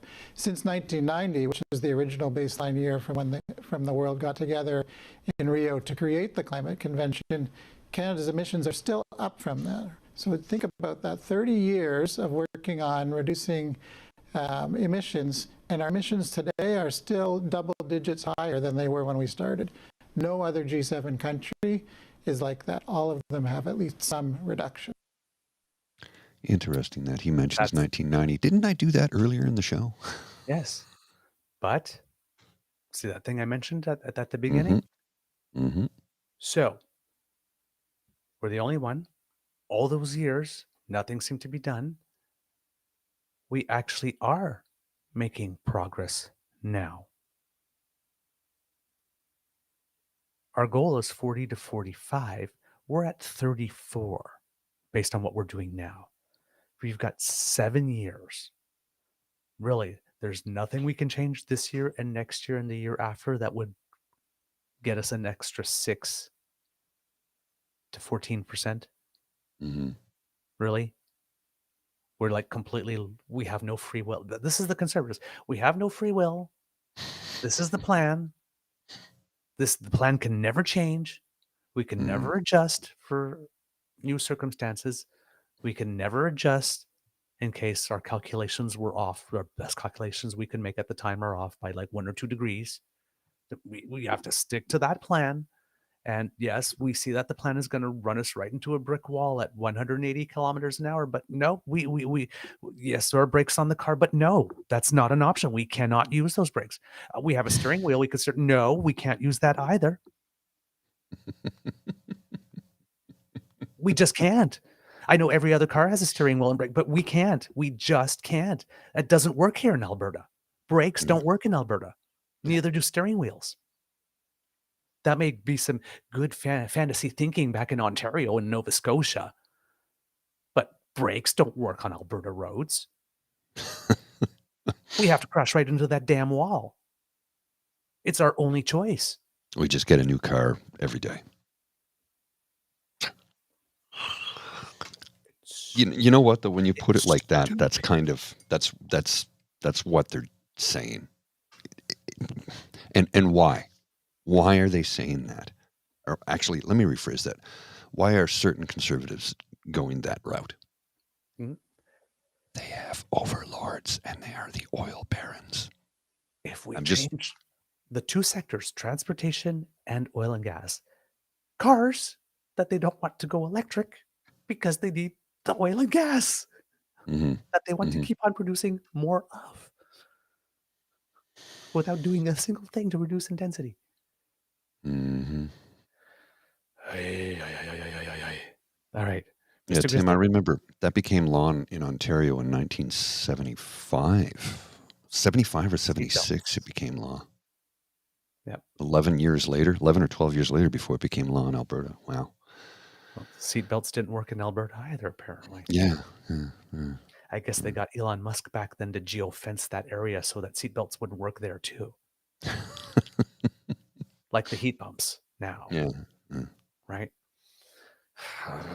All right. I'm not sure. I think that might be the end of the commissioner's part. But as you say, it's still possible. It is. Jerry DeMarco, always appreciate it. Thank you. All right. Go to the next section. The next section is going to be several minutes. And I'm just going to play it all for you because it's just beautiful. Okay. Kits and Cubs remember a few weeks ago we had MP Mark Gerretsen, representative for Kingston and the Islands, on the show, and we had a wonderful interview. And there's a panel that follows this. Yeah, Kit Cassie, remember Premier Danielle wrote a piece saying smoking wasn't so bad. That is true. And that if you have cancer, it's your own fault. Yes. Not lung cancer, just cancer. Yep. In this, so I think you have Mike Morris from the Green Party of Canada, which a lot of people have mentioned. Also, representative from Guelph. Guelph is a lot in the news these days, by the way. And then I believe you have Peter Julian, if I'm not mistaken, from the NDP, and I believe you have Mark Gerretsen from the Liberal Party. Okay. And so let's have a look. Let's have a look. Well, with their response to the Commissioner's report, we're now joined by Mark Gerretsen, the government's Deputy House Leader, Peter Julian, the NDP House Leader, and Mike Morris, the Green MP for the riding of Kitchener Centre in Ontario. Hello to the three of you. Hello. Hi, good to be with you. Nice to have you here. And listen, before we begin, we do want to acknowledge that we did invite the Conservatives to be a part of the discussion this evening, but they did not have an MP available, so let's continue going forward. And I'll begin with you, Mark, because, you know, the Commissioner says not only will Canada fall short of its international commitment, but even the current numbers are based on overly optimistic assessments of the government programs. What do you say to that? Well, first of all, I mean, we accept the report from the Commissioner. The Commissioner has indicated that we're heading in the right direction, but we need to move faster, and we will obviously do that. One of the things that the report leaves out are the sectors that we're still bringing on board new programming for, such as the oil and gas sector, and our plan to put in emissions caps there. As the Minister indicated, the information and the framework for that will be forthcoming, and we should see that later this year. So I'm very confident that once we get key frameworks in place like that, we will absolutely meet those that we set out to achieve. And I think it's also really important to also reflect on the fact that, you know, the Commissioner keeps talking about we've fallen short for 30 years. And although that might be true, this government's been in place for 8 years now. And the reality of the situation is that we've had to play catch up on everything that Harper missed. So here we are playing catch up while also tackling our portion, and you know, we're moving there. We have to move faster, and we accept and receive that information from the Commissioner. Okay, just quickly, Mark, some clarification. So we're going to see the emissions cap on oil and gas as well as clean fuel regs, in a matter of weeks, because you say by the end of this year, and the parliamentary calendar is running down. The Minister said that the framework will be available by the end of this year. Okay. Peter, what do you make of it? Given the criticisms and the government's performance, what do you make of this report? Well, I think that's why we've been pushing so hard. Jagmeet Singh and the NDP have been pushing for clean energy to ensure that we're getting the investments that are so important. That's part of the bill, C-50, which is ensuring that workers can participate in that clean energy boom that can come with the right investments. We've been pushing on this. As you know, Conservatives who didn't show up for this panel have been trying to block this legislation, and that's the problem when you have one party in the House of Commons that's climate denying. But we will continue to push the government to act. It's not simply a question of paying lip service to the environment. We know with climate change, we know with the strength of the horrendous impacts we've seen in my province of British Columbia, the heat dome that killed 600 people, the atmospheric river that cut British Columbia off from the rest of the country. These are all examples of the reality of climate change. So the government has to actually walk the talk. And the NDP has been pushing hard so that the government does that. Mike, in your reaction, in particular, since the Green Party is very much dedicated to this issue, what's your reaction to what you heard today? Well, at a time when the UN Secretary General tells us that the global climate fight will be won or lost in this decade on our watch, what are we seeing? We're the only country in the G7 whose emissions have continued to go up over 1990 levels. And so what this report lays out really clearly is that, first of all, not only is the target that our federal government has set insufficient, it doesn't meet the science.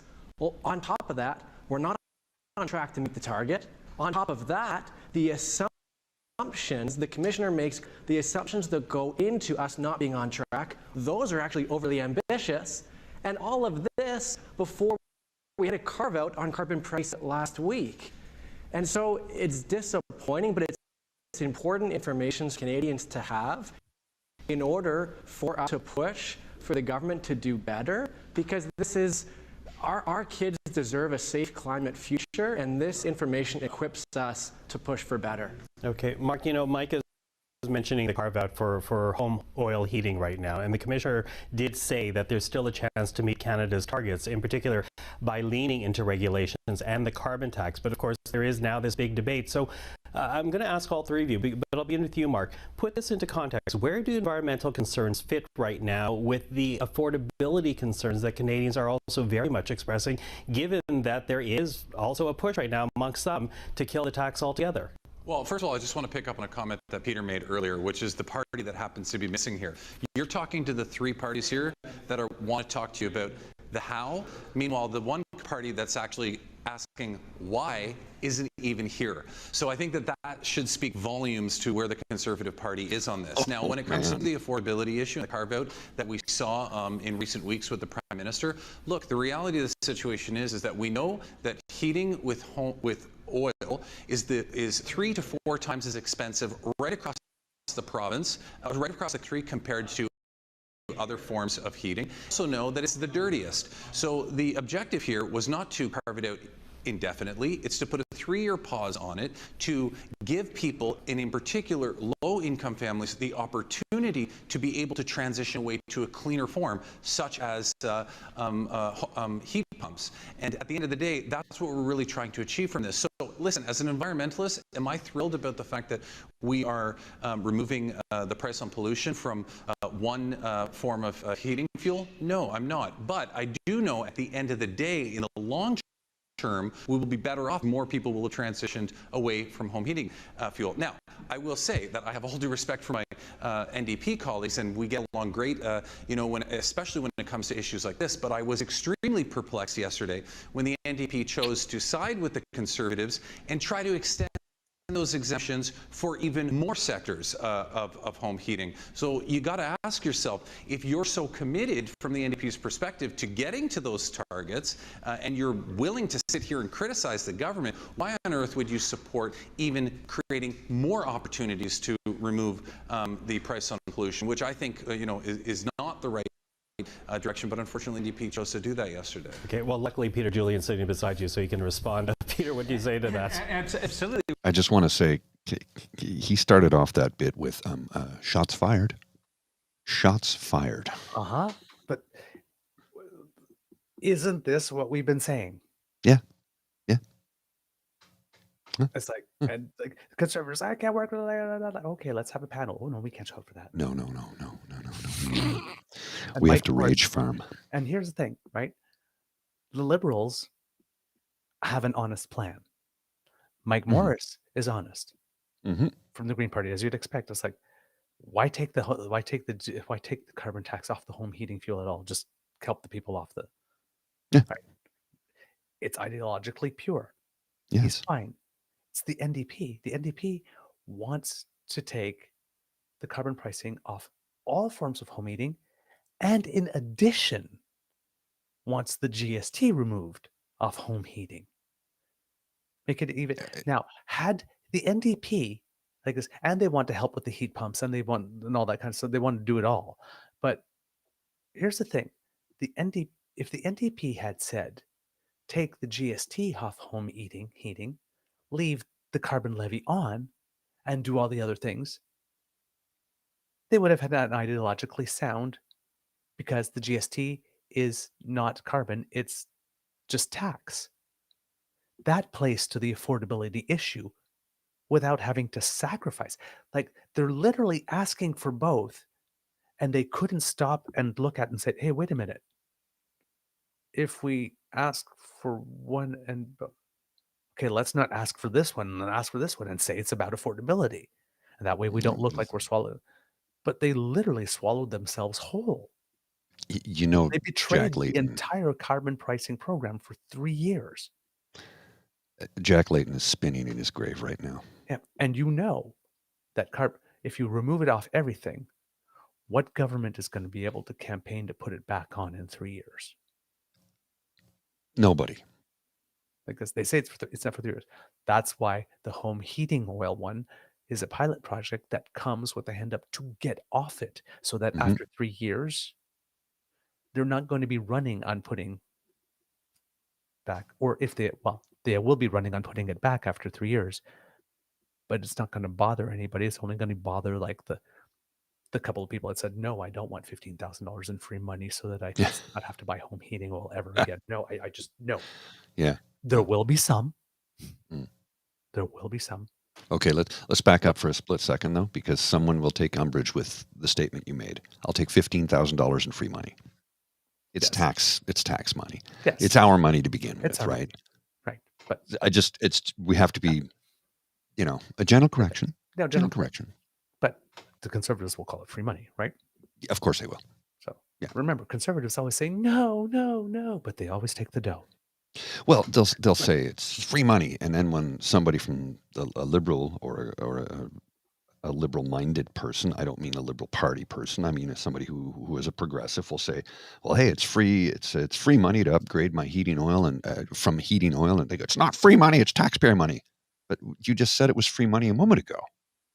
Pick a side. Oh, wait, no, hang on a sec. Where are my flip-flops?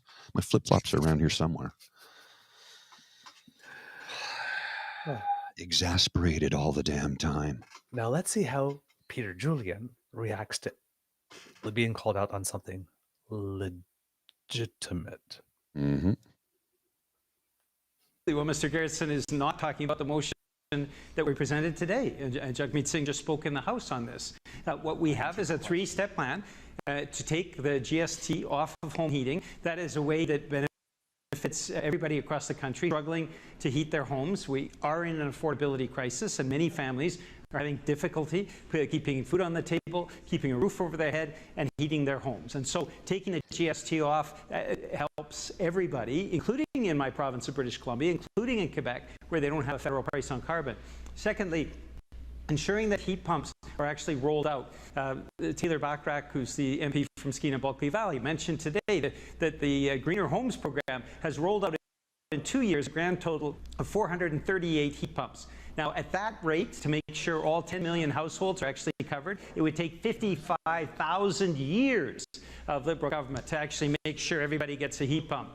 An important part of the NDP's action plan is to ensure that heat pumps actually get to people. And thirdly, how do you pay for it? Well, we've seen the oil and gas sector with enormous profits, over $38 billion last year. And so having an ex-profits tax to ensure that we're taking the money from these very profitable companies that aren't paying their fair share of taxes, ensuring that that pays for the heat pump program, which allows us to transition, both provide supports for families that are struggling with affordability, and more importantly, to really fight back against climate change.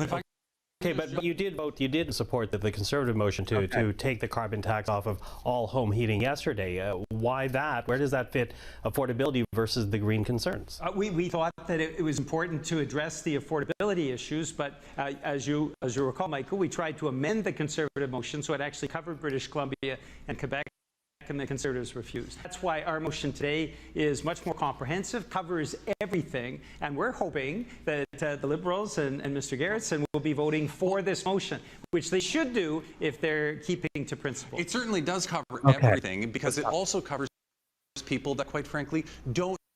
Okay, and then we'll go back to Mr. Gerretsen, roll it back a bit. So you saw how Peter Julian had trouble getting the answer out. Mm-hmm. All right, number one, because he has a gift of the gab. He normally doesn't have trouble getting an answer out. There's only been 438 heat pumps approved out in Canada in the last 2 years. Yeah, because COVID and all that stuff, people, like my experience, it took me 2 years just to get all the quotes, and you have to get the quotes for all the renovations that you're going to do before the Canada. So there's a process involved, and this is a pilot project. It's not at full production mode. Well, no. Here's the difference. It's like, this is not the Canada Green Loan. It's not a pilot project. That's everybody in Canada right now can get a certain amount of money towards a heat pump. So this is a new project that they're rolling out. This is a new thing. Right. But heat pumps, not for free, but at a really sweet deal. We just bought one. I know what I'm talking about. This are available. Well, and 0% interest loans. You're on natural gas is that your alternative heat source? Yep. Okay. So all we have to pay is the connection fee. Yeah. Yeah, because you won't burn any. this We're winter. overheating. You might have a few days here and there, but for the That's most what I part. said. Yeah. The Beaver And your Lodge stove is electric, not gas, correct? Yes. The Beaver Lodge is essentially GHG free. My beloved Bridget's has a gas stove, and she's not used to an electric stove. So when she cooks here, she turns stuff on. Like, you have to set it really low, and you have to keep your eye on it. So a few pots have been. Yep. I made the same mistake when we moved from regular. We still have a regular stovetop, but we have induction plates. Oh yeah. Loves them, and it's for the first like 2.5 weeks I burned absolutely. I was like, why is not? And it's like I'm putting it on medium, and there's like the middle number, 1,200 volts is not medium, my friend. Goes, No. oh, okay, it's not the same grading. I thought the one in the middle was medium, like it was on the stove. I guess I was wrong. No, it's different.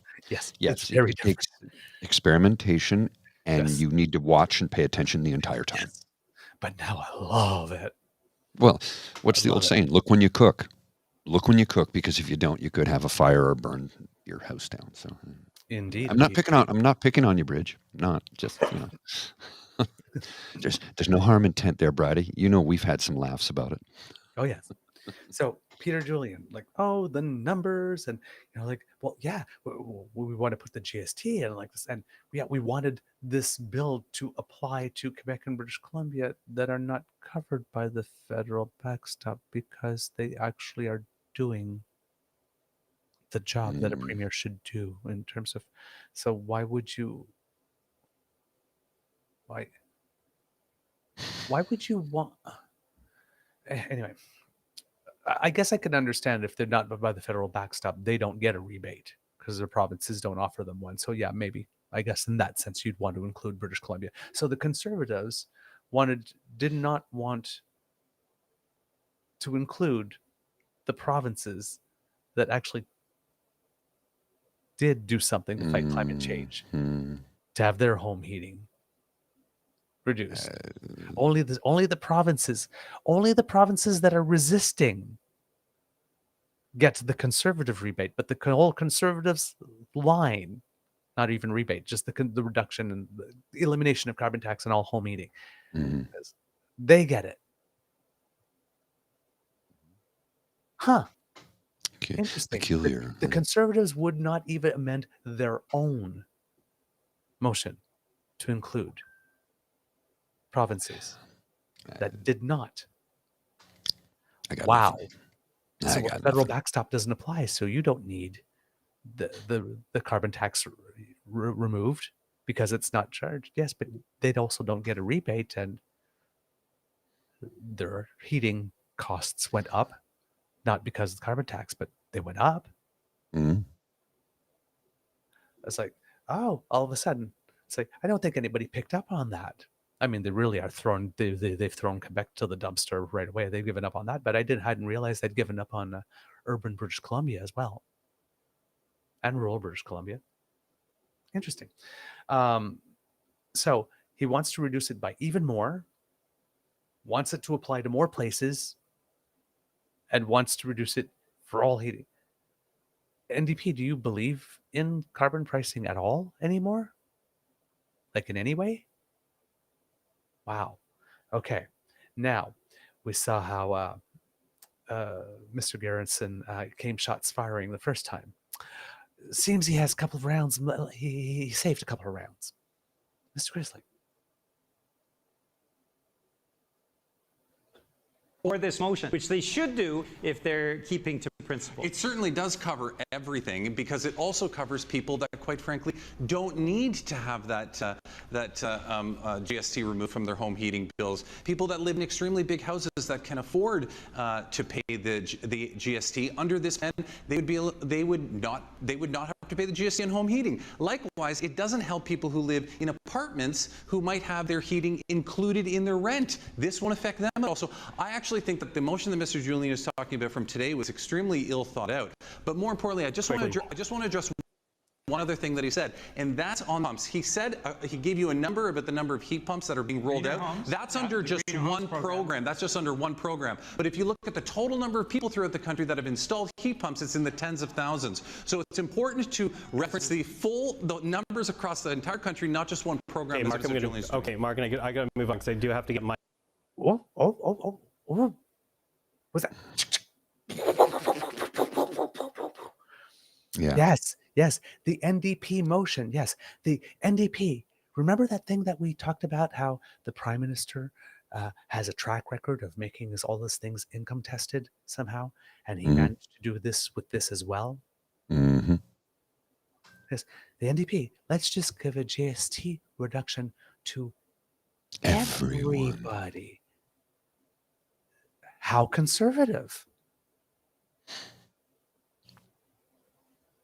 If you don't give the tax cut equally to everybody, it has to be fair. Everybody has to get the exact same thing. It has to be equal, but not equitable. Equality versus equity. Well, and he said something that I connected with. What about people who live in apartments whose heat's included? Hi, right here. Right here. So you mean to tell me the wealthy person who lives in Rockcliffe in a 12,000 square foot or bigger home is getting a tax break that me in a rent-controlled apartment, working class citizen, doesn't get? And I'm not going to cry or whine, me. It's not what I'm doing. Not at all, because a lot of people are angry at the Prime Minister because they're saying, well, where's my? It's like, no, if you don't need it, you don't get it. It's not food. It's not food. There's enough food for everybody, and we're going to make sure everybody gets something. This isn't food. This is a program designed to help poor working class and middle class get to a cleaner source of heat and cooling energy from previously very expensive heating oil, which is the dirtiest type of, heat source you can provide yourself with. So let's transition from that to this, and let's help people do it. They're like, no, everybody gets a cut. I don't. They are working so hard to take something that makes direct sense, that is consistent with all objectives. Reduce affordability issue for the long term. Once you move to heat pump, you never pay, or very rarely pay, for heating oil ever again. And all the increases in the carbon tax to come, you skip those. Here's the difference. You avoid those. You've made equality versus equity. Yes. You've made a choice to say, you know what? Additional carbon taxes on my home heating? Nah, I don't want that. I've moved to a heat pump. Thank you. The rest of you keep paying. I've opted out. You get to opt out. Personally, for your own home, by making choices. This idea is so conservative. It's ridiculous. But they're fighting. And liberals are doing it. Permanent affordability solution, permanent GHG reduction solution on the type of home heating fuel that creates the most pollution, that is the most expensive, is coming from one of the two sectors and hitting on two of the sectors that are still the most polluting. Oil and gas, because if you're not using more home heating oil anymore to heat your home, then they don't have to pump it out of the ground for you, do they? And if you reduce the GHGs coming from your buildings, so it works on the two. You couldn't find a better one. Well, under their plan, the owner of my building will get a GST rebate because he's included here. Yeah. So again, somebody wealthy, they're going for equality and not equity, as illustrated in that that brilliant pictogram that really does, sum it up. The difference between equality and The equity. first one, everybody gets the same thing, but the kid can't see the game. Yeah. And now The kid isn't. So it's the same number of boxes. Under equality, everybody gets the same share. But if you look at it, it's like, well, that's not equal because the little guy doesn't get to partake. Whereas under equity, everybody gets what they need. And that's why I'm saying it depends on what's your definition of fairness. So for the people who are listening at home, maybe you've seen it, but it's 3 people watching a baseball game over a fence. And on the equality, there are 3 boxes so that they can be boosted to see over the fence, and everyone has a box. There's a little kid who's very, very small. There's maybe let's say a teenager who's a little taller, and then an adult. And when they're standing on the boxes, there's not enough boxes for the little kid to see over the fence. The teenager just sees over the fence, and the adult, sees great. He's way over the fence. Equity, when you take the box away from the adult and give it to the little kid, the adult can still see over the fence, and now so can the little kid. So with equality, 2 people get to enjoy the game. With equity, using the same resources, 3 people get to enjoy the game. Yeah. But there will be people that will complain about equity. Well, I should get a cut too. Not if you don't need it.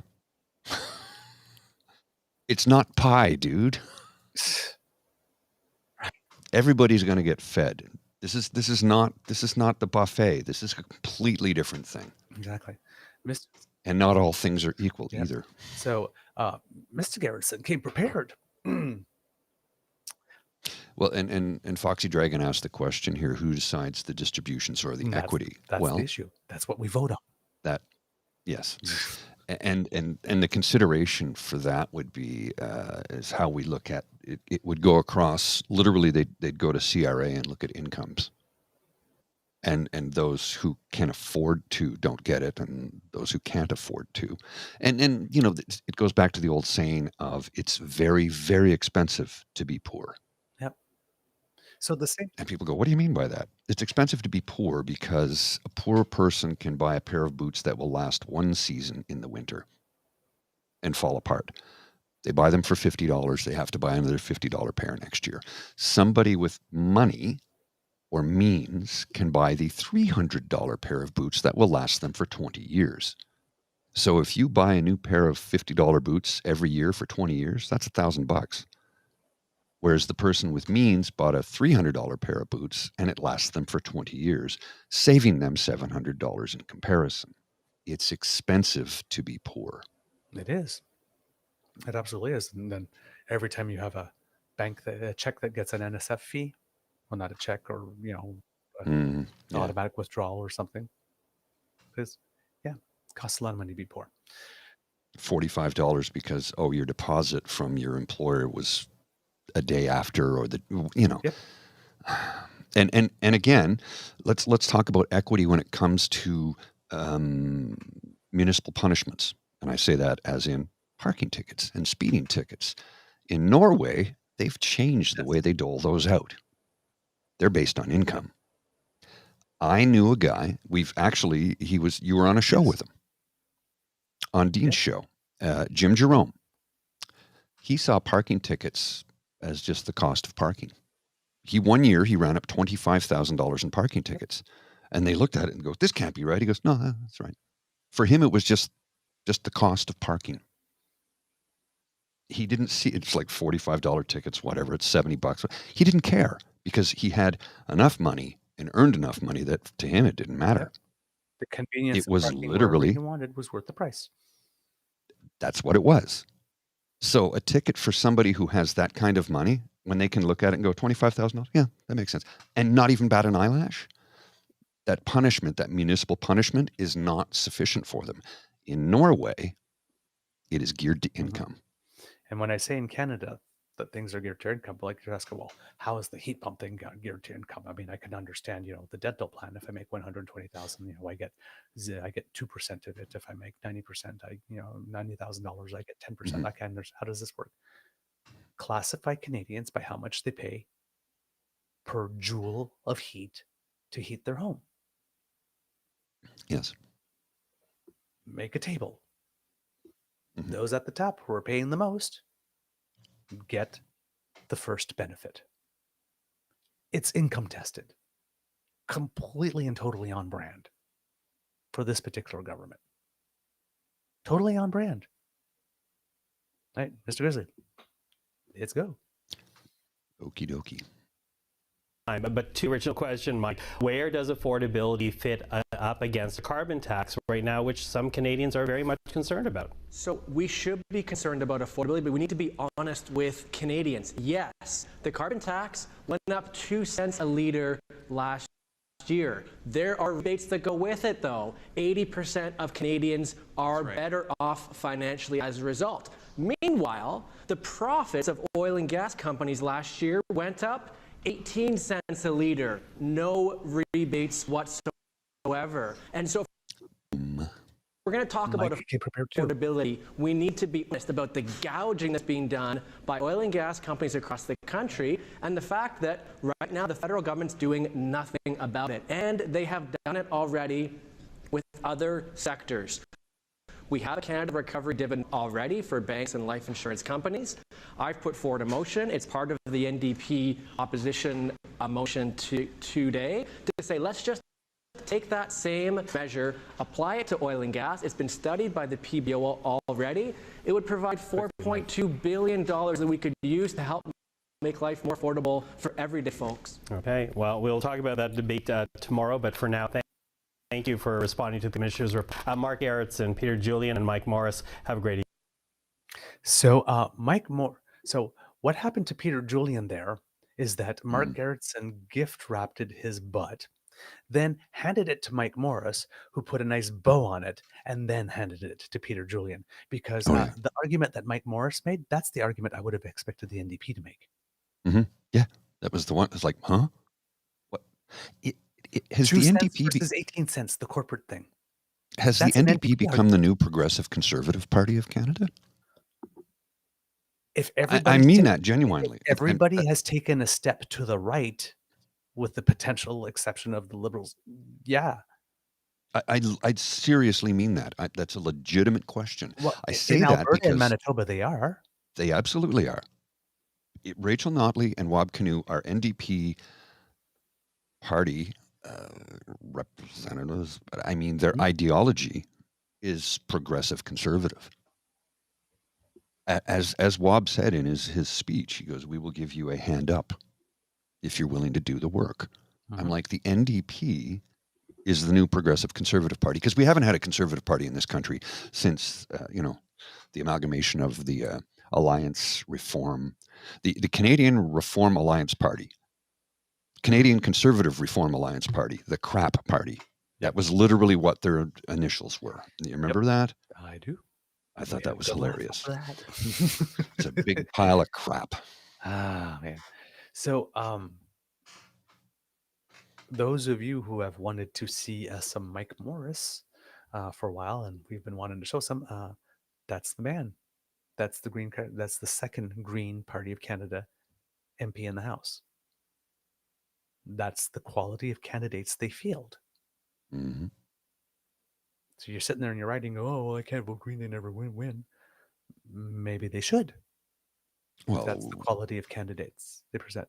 Maybe Mike Greiner here in the province of Ontario. Shriner. I don't know why I keep calling doing him that. Grinder. I don't know why. At least you don't call him Mike Grinder. So, boy, I'm just going to leave that one alone. Not going to touch that one at all. Mike Greiner. You did it again.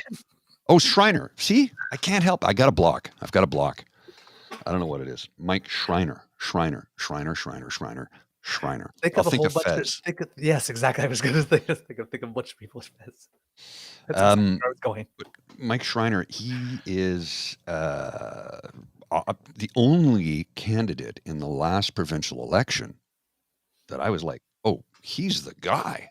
He's the guy. And he has maintained the same course of action from day one.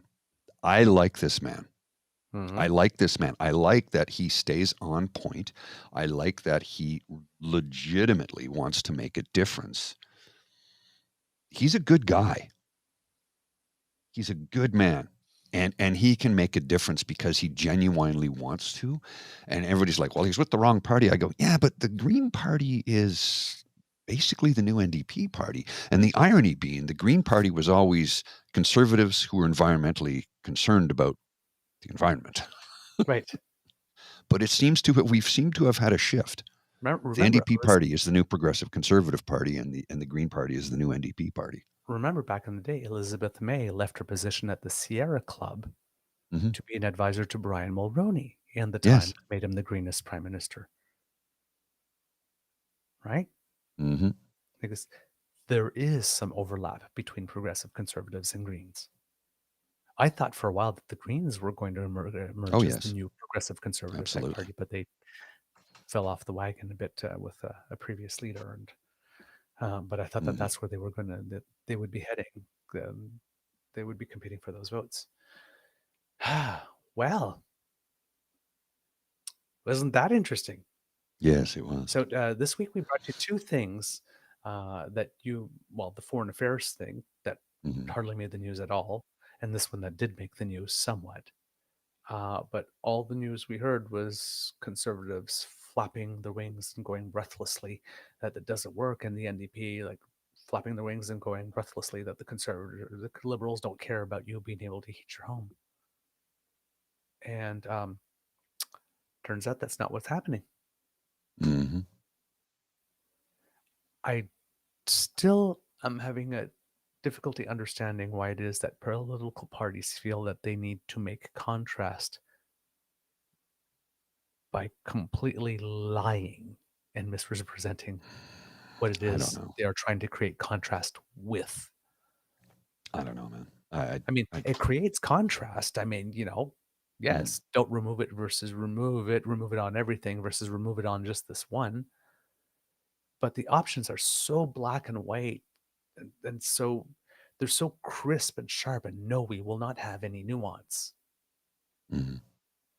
That they're both the conservative and the NDP response are responses to policies that are not in place.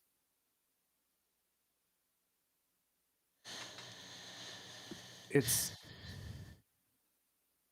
right. It's a response to the policy that's in place. But the policy that's in place, the policy they're telling people is in place, is not the policy that's actually in place. So it's a response to something that doesn't exist. That's a lot of money, a lot of time, and a lot of energy, and a lot of resources. Because all those debates in Parliament where they're debating against something that doesn't exist, the electricity, the heat, all the pages, all the staff to run that place, the people that copy the paper that they read, all the staff that did the research to come up with that little kernel that they can torque, all of that money on presenting theater, opposing something that doesn't exist for the sole point of creating contrast to get you to donate or give your vote to another party. Well, that deceived you. The thing that we've talked about from day one on this show is that people have a difficult time trying to get the information that they need to make an informed decision. And I blame a lot of media companies in this country for that, because they are right-leaning, owned by U.S. Corporations tied to the Republican Party. And I hate it. And we have one person to blame for that, and that's Stephen Harper, because he changed the rules around that. Remember when he said, you won't recognize Canada when I'm done with it? He meant that. He meant it. He sold us off to China. He sold off the Canadian Wheat Board. He sold off Canadian media. He changed home ownership rules in this country, so that's why our real estate is outrageously expensive. But it's not just here, by the way, when it comes to laws. Yeah. Replaced the entire board of the CBC with party donors. Tried to kill the census. Yeah. Tried to change the age of retirement from 65 to 67. And then there's every every single law that he passed that went to the Supreme Court that got turned over. And then he tried to impose an unconstitutional Supreme Court justice on us. Jesus Christ. What a shit given. as well as a failed attempt to unilaterally reform the Senate. I mean, all that time, all that energy, all those hours of TV and press releases and like this, that he spent, all those conferences that he went to selling that message, all of that was your money. That they just took the money, took a match, lighter, set it on fire for the purpose of PR and deceiving you and selling you a lie. That's why I keep on saying when I'm saying that why I don't understand why the NDP is not making the argument that this party does not even deserve to be the official opposition. They literally fund themselves to lie to you with your own money. Mm-hmm. And they will deny that climate change is a thing, as they did at their convention recently. And if you think climate change isn't real, let me show you something. This is a live shot out my window. So in the foreground, you see the ambassador of Ukraine's house. And just behind that, over top of that snow-covered roof, is a leafy green oak tree. Mm-hmm. It's the 10th of November. Yep. And the leaves are still there. There's a leafy green tree. There's one, that one's next to it's changed color. This is still green. What? Look at all these trees here that still have green leaves on November 10th. Yep. But climate change is a myth, according to some people. That is not normal. Normally at this time of the year, those trees are barren. Yep. I walk up my street to work every day. A lot of trees are barren. And a lot of the other ones are like, nope, we're not leaving yet. Damn it. We're ready. We're sticking around. They're still green. They haven't changed color. Do we have an arborist here? Someone in the chat can tell me if that's normal? Because it seems awful weird to me. Yeah, indeed. That was a lot of content. I thought so. Well, I do understand that, Jillian. Oak trees are the last to turn, but that tree is still in full bloom. It looks like spring. Like, my goodness. Mm-hmm. Mm-hmm. If you took out like all the decor and you just like this tree, what season is it? You wouldn't know. It hasn't, and the tree over to the left, that's not oak. No. The far left, I mean, the one next to it, I think is poplar. But you know, that ain't normal, man. That ain't normal. Mr. Grizzly, do we have a show? We do, and I just want to share something quickly. I had because I'm going to be posting some jazz shows over the weekend. I'm way behind on my jazz shows. I haven't done one in a while because I have a lot of editing and stuff to do. But I made up some stickers that I'll be putting around town. This is the cover I use for my jazz show. And if you look in the bottom right corner, oh, there's the QR code that will take you right to the Crier Media page where you can listen to my jazz shows if you are so inclined. And when I was at the Rex in Toronto last week, of course, I'm sitting at the bar and, you know, I'm the coolest looking dude in the place because I had my big black hat on and all the musicians were coming up. Who are you? I'm like, Paul Atkinson, Crier Media, jazz, songs and stories. They're like, what? I go, yeah, it's a podcast I have. Oh, how can I find it? I go, right here on Spotify. And I held up a QR code that I had made 2 minutes before. So when I was leaving, we talked to the manager and I said, yeah, I have the, you know, and I want to come down and interview and blah, blah, blah, blah. He goes, oh yeah. I said, I'm getting stickers made. I don't have any right now, but here's some for our political show. I have a couple of stickers. So we're putting them around town. And the political show stickers, by the way, same idea. We had a QR code in the right-hand corner. So I put them on a bunch of posts in downtown Toronto. So if people see it and they're curious, True North Eager Beaver, what's that? There's the QR code. It'll take you right to the website. Yeah. Oh, I love it. I love it. Yeah. So I'm going to get some more made up with the QR code, but they're expensive. Like 24 of them is $50. Really? Yeah. Well, it's because they're vinyl. They're full color. Oh, okay. They're 4-inch by 4-inch. So they're not tiny. Yeah. So it's expensive. So I do it periodically because like I said, the $300 I've earned doing this show in the 3 years is not really covering the costs.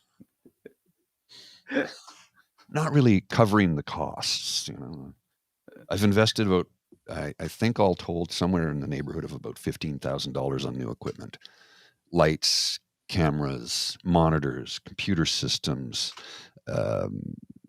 mixing boards, mixing consoles, software, monthly fees. Well, look, I'll just add in another camera here. Let me just change the angle so we can get another camera if it'll work. And no, not that one, not that one. Come on, work. There we are. So you can see some of what I've done here. I'll just add this. Let's say I'm just going to adjust the camera. There we go. I will add in this window right here, and you'll be able to see some of the studio. And this gives you an idea of, all the equipment. See the lights. There's more lights up above. There's more lights over here. I've built this green screen, which is part of an isolation booth. The chair I'm sitting in, the console, the desk. I moved everything. I'm not even done. Like, I've still got more work to do on the studio. So it gives you an idea of, the kind of money we have to spend to do this. And when I say monthly fees, I had to increase my bandwidth on my ISP so we could do this better. I have to, the shorts that I provide, I have to pay out money to get those done. I have a free version, but it's very limiting. Thankfully, the Ray Girl has funded our pod page, because that was $250 for the year. It all adds up. Am I complaining? No, I do it because I love doing it, because we love doing this for you. And that's genuine. We really do love doing this for you. And we love this community that we're building, because there's so many wonderful people who come in and share their lives with us each and every day. Well, 5 days a week, at least, anyway. But what I'm getting at is it takes money to do this. So if you can, we appreciate any donations you can provide. We really do, because it's expensive to put all this together. And not only that, I mean, when I show you this, it's like, okay, sure, we've got, these monitors, this laptop, there's a phone, there's a control box behind the phone, right there. There's all these mics. I have multiple microphones. I can't even show you them all, but there's several of them, studio mics and recording mics. And there's another mixing console right there. You can sort of see. There's the main mixing console right there. All of this is expensive, but let's take a look at the walls around me. That foam, that ain't free.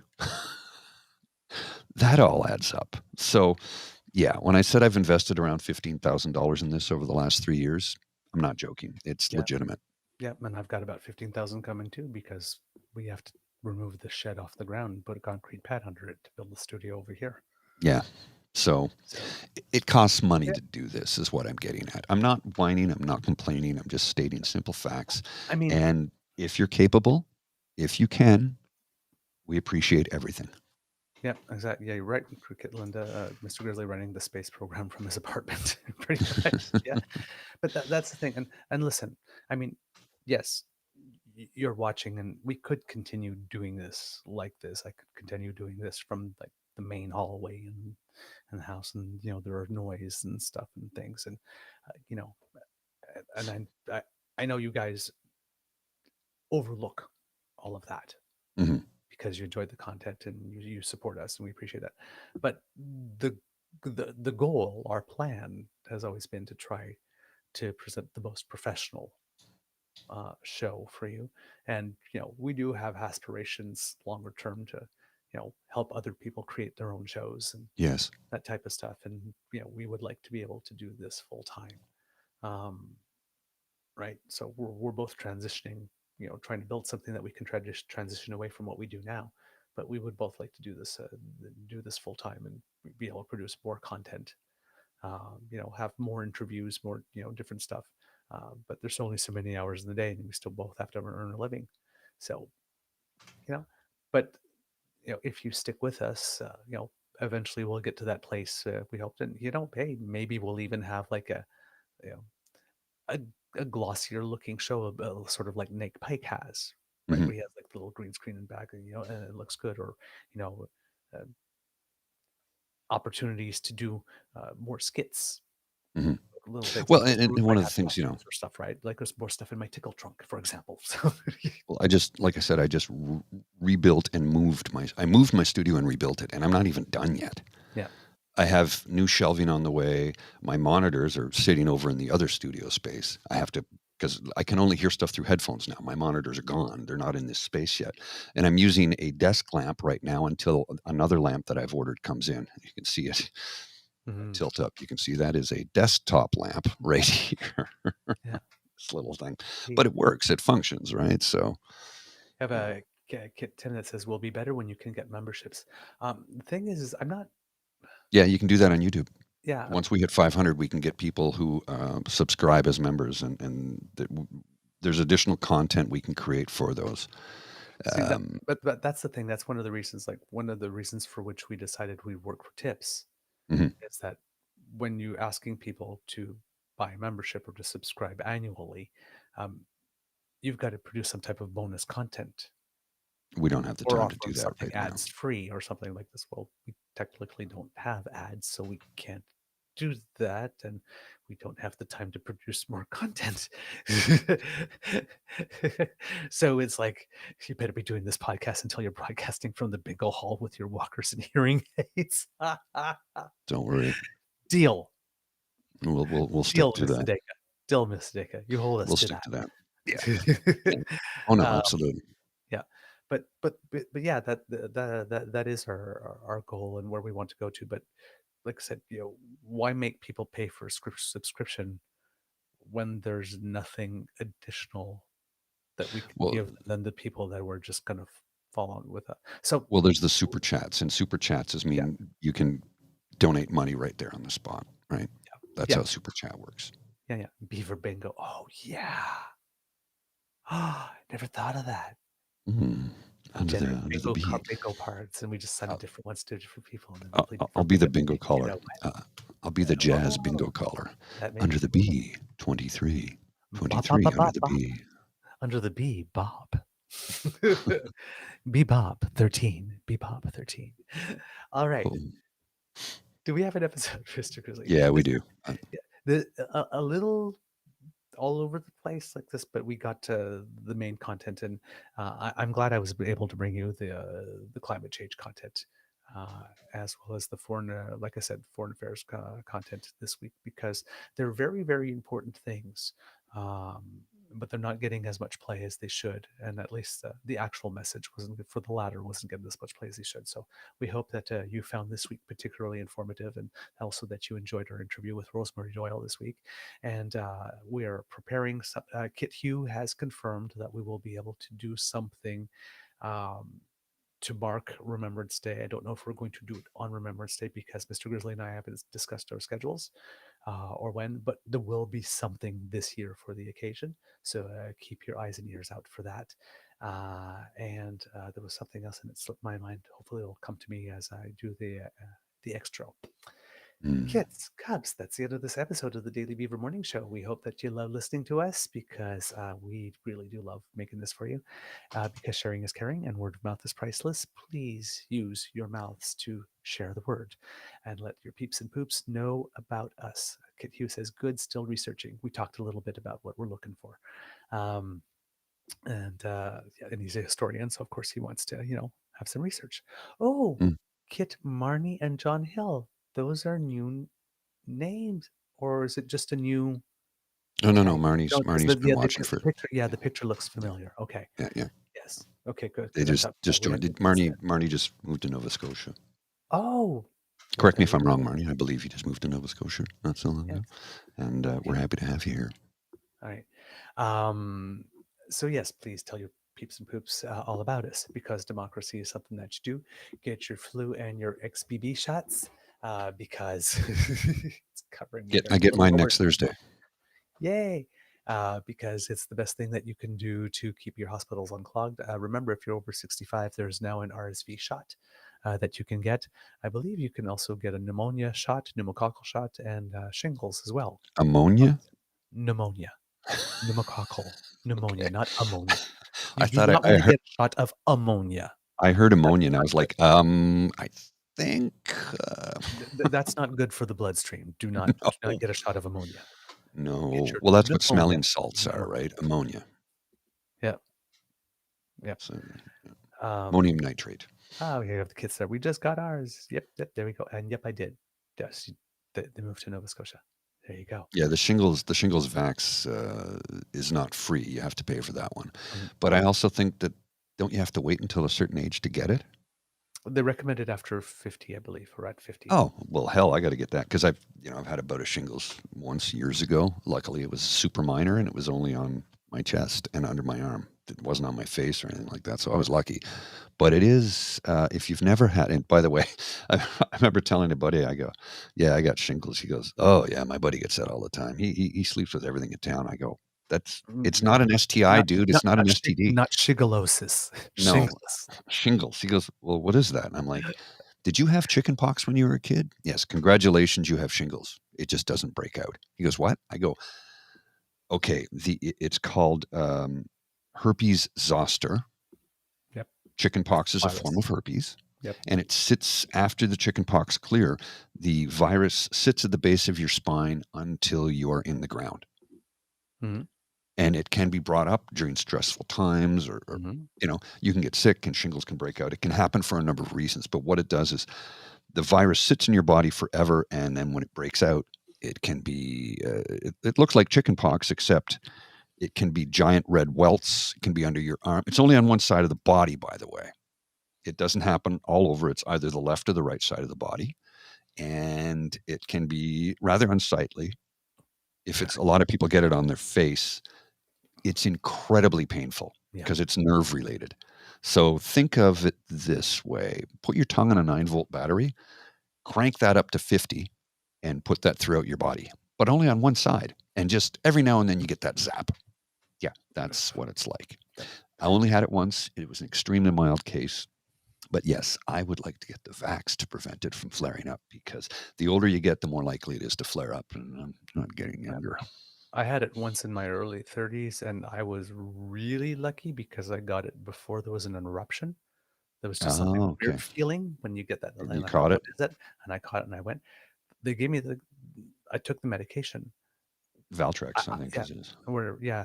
I was still sore for 6 weeks, and that was without an eruption. Yeah. Before all the pain went away. So, it's again, that why I say there are certain things I wouldn't wish on my worst enemy. Shingles is one of them. Smoke that in your pipe and think about it. There you go. That was intentional. I know that.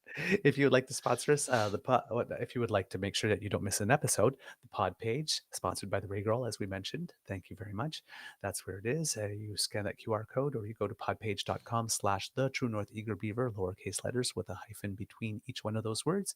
And that way, we will come straight into your box when we have something fresh for you. Not touching that one. Not touching that one. Nope. Leaving that one. Please. Nope. Not in the mood to do it today. I know for a fact that you are a hopeless heterosexual and that you have touched box. That's all I know.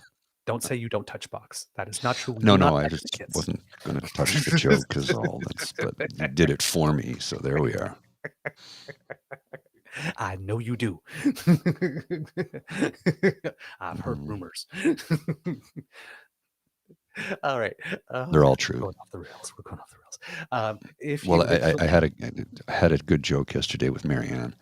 Marianne said she put up a little blurb of some voiceover work that she's doing. She says, "Oh my God, that's a big one." She says, "What do you think I'm talking about?" And I'm like, "Did somebody leak my nudes again?" I saw one. It was a license plate called Truther. And it was like just driving, because then somebody said, "Where's this person going?" Wrong answers only. It's an all-male BDSM event.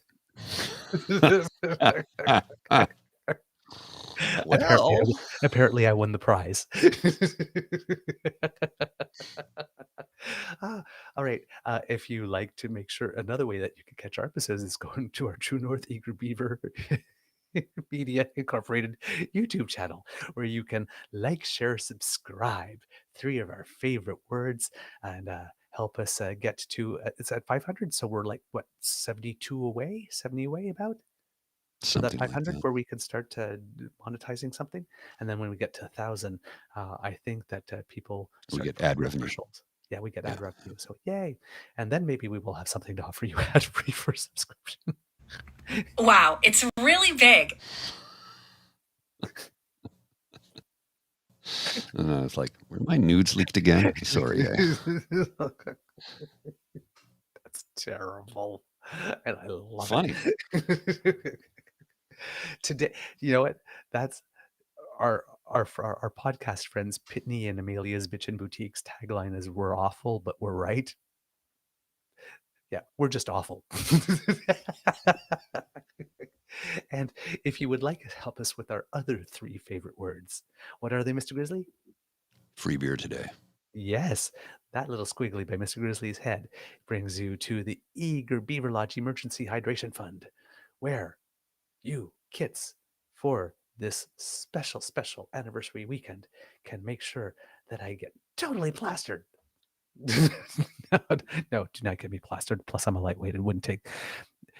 Listen, if you'd actually donated until I got plastered, we would never make money because all it takes is about 2.5 drinks. Yeah.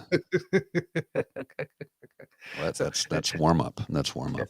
Yes, donate to get me plastered several times over, not just once. You know the addendum to the Happy Birthday song? Yes. What?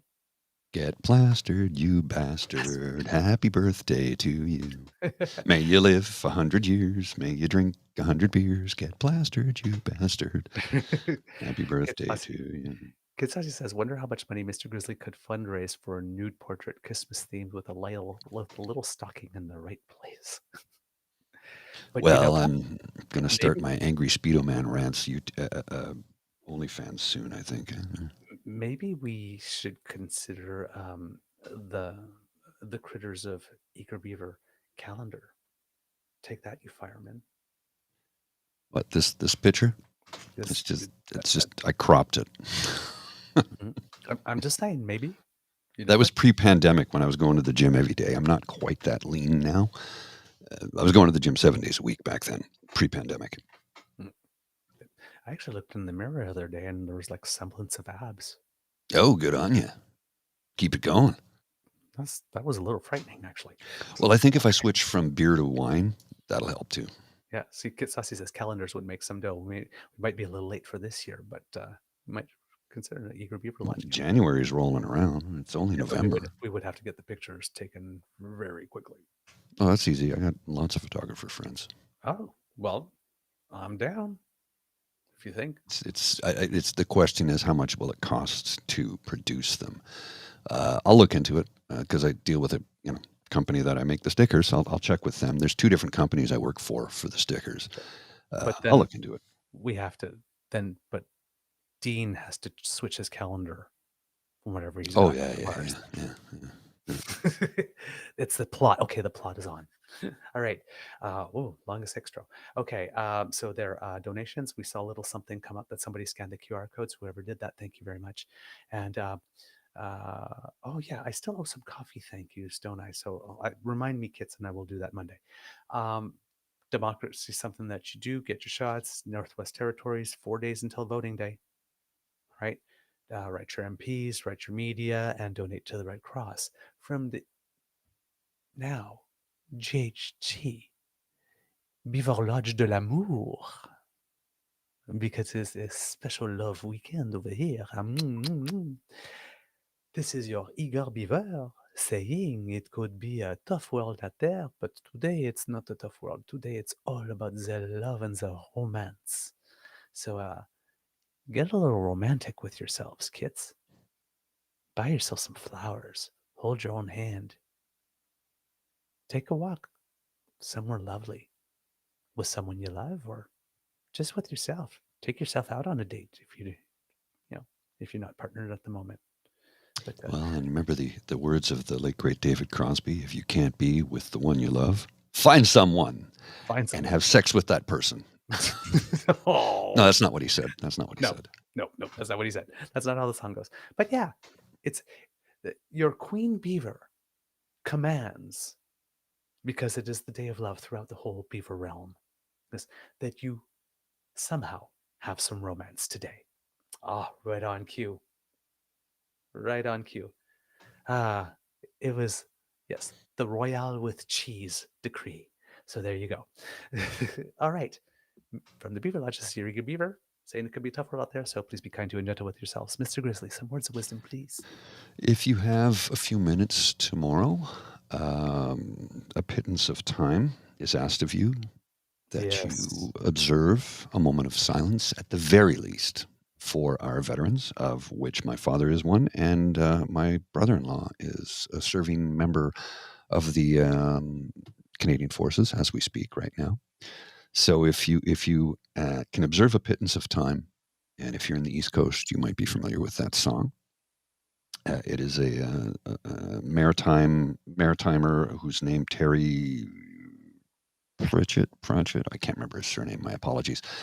He is a singer-songwriter, and he wrote a song called "A Pittance of Time," and it was about how everything is open on Remembrance Day in Ontario and Quebec, and I guess somebody was in a corner store making a purchase, and everybody stopped to observe the moment of silence, and there was somebody in the lineup who was angry and said, "Come on, hurry up, we got to get that." And I'm like, and he went home and wrote the song, "A Pittance of Time." Observe a moment of silence for those who sacrificed all for us, and those who came home and made sacrifices that we only discover now, the PTSD, the effects of war, and what it has done to their psyche. So if you can spend a moment or two tomorrow, if you can make it to a cenotaph, if you can make it to Terry Kelly, thank you. If you can make it to a Legion, if you can make it to a place where veterans will be tomorrow and current serving members, please do so. Yes. I would appreciate it. And if you are fundamentally opposed to war, as we all are, it's not about war. Show up for peace. It's for peace. We are honoring those who sacrificed for all of us so that we could have the right to sit here and bitch and complain. Or moan and complain, I should say. I don't want to offend anybody intentionally. So, all right. Yeah. Highway of Heroes is a brilliant song, Cassie. I love that song. And then, of course, there is the only time I will ever do this. It's the Bell ad for Bell Cellular from the 90s. The young man was on the beach in France. He called his grandfather, and his grandfather says, "Oh, France, Paris. Are the girls still lovely?" He says, "No, grandfather, I'm in Dieppe." And I can't talk about it anymore because I get emotional. So I'm just going to roll the credits, okay? Yep. Yeah, that commercial got to.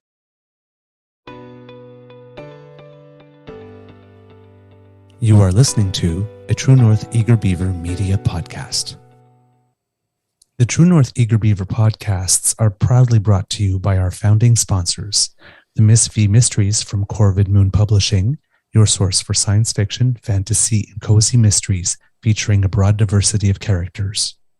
CanadianTarot.com, your uniquely Canadian online eclectic tarot community and forum, and The Pepper Master, hot pepper sauces made from fresh farm ingredients to thrill your taste buds and expand your mind.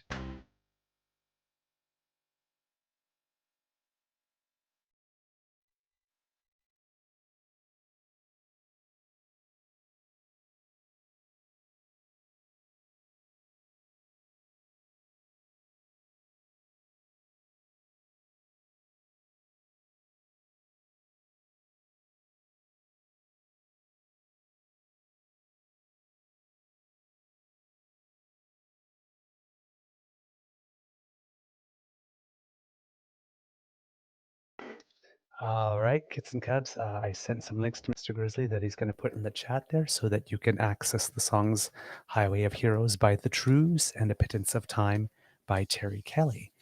And since it's a romance show, I guess it would not be complete without me indulging in a little prezi. Ooh, I saw one of the kids say in the chat that they heard the song, so I know that they don't pay us to advertise, but that's okay. I like pecans, caramels too. I like chocolate, yes I do. That's why I like turtles. Yum, yum, yum, yum. I should really do commercials. Here's a 1 minute pittance of time that I get emotional about every time.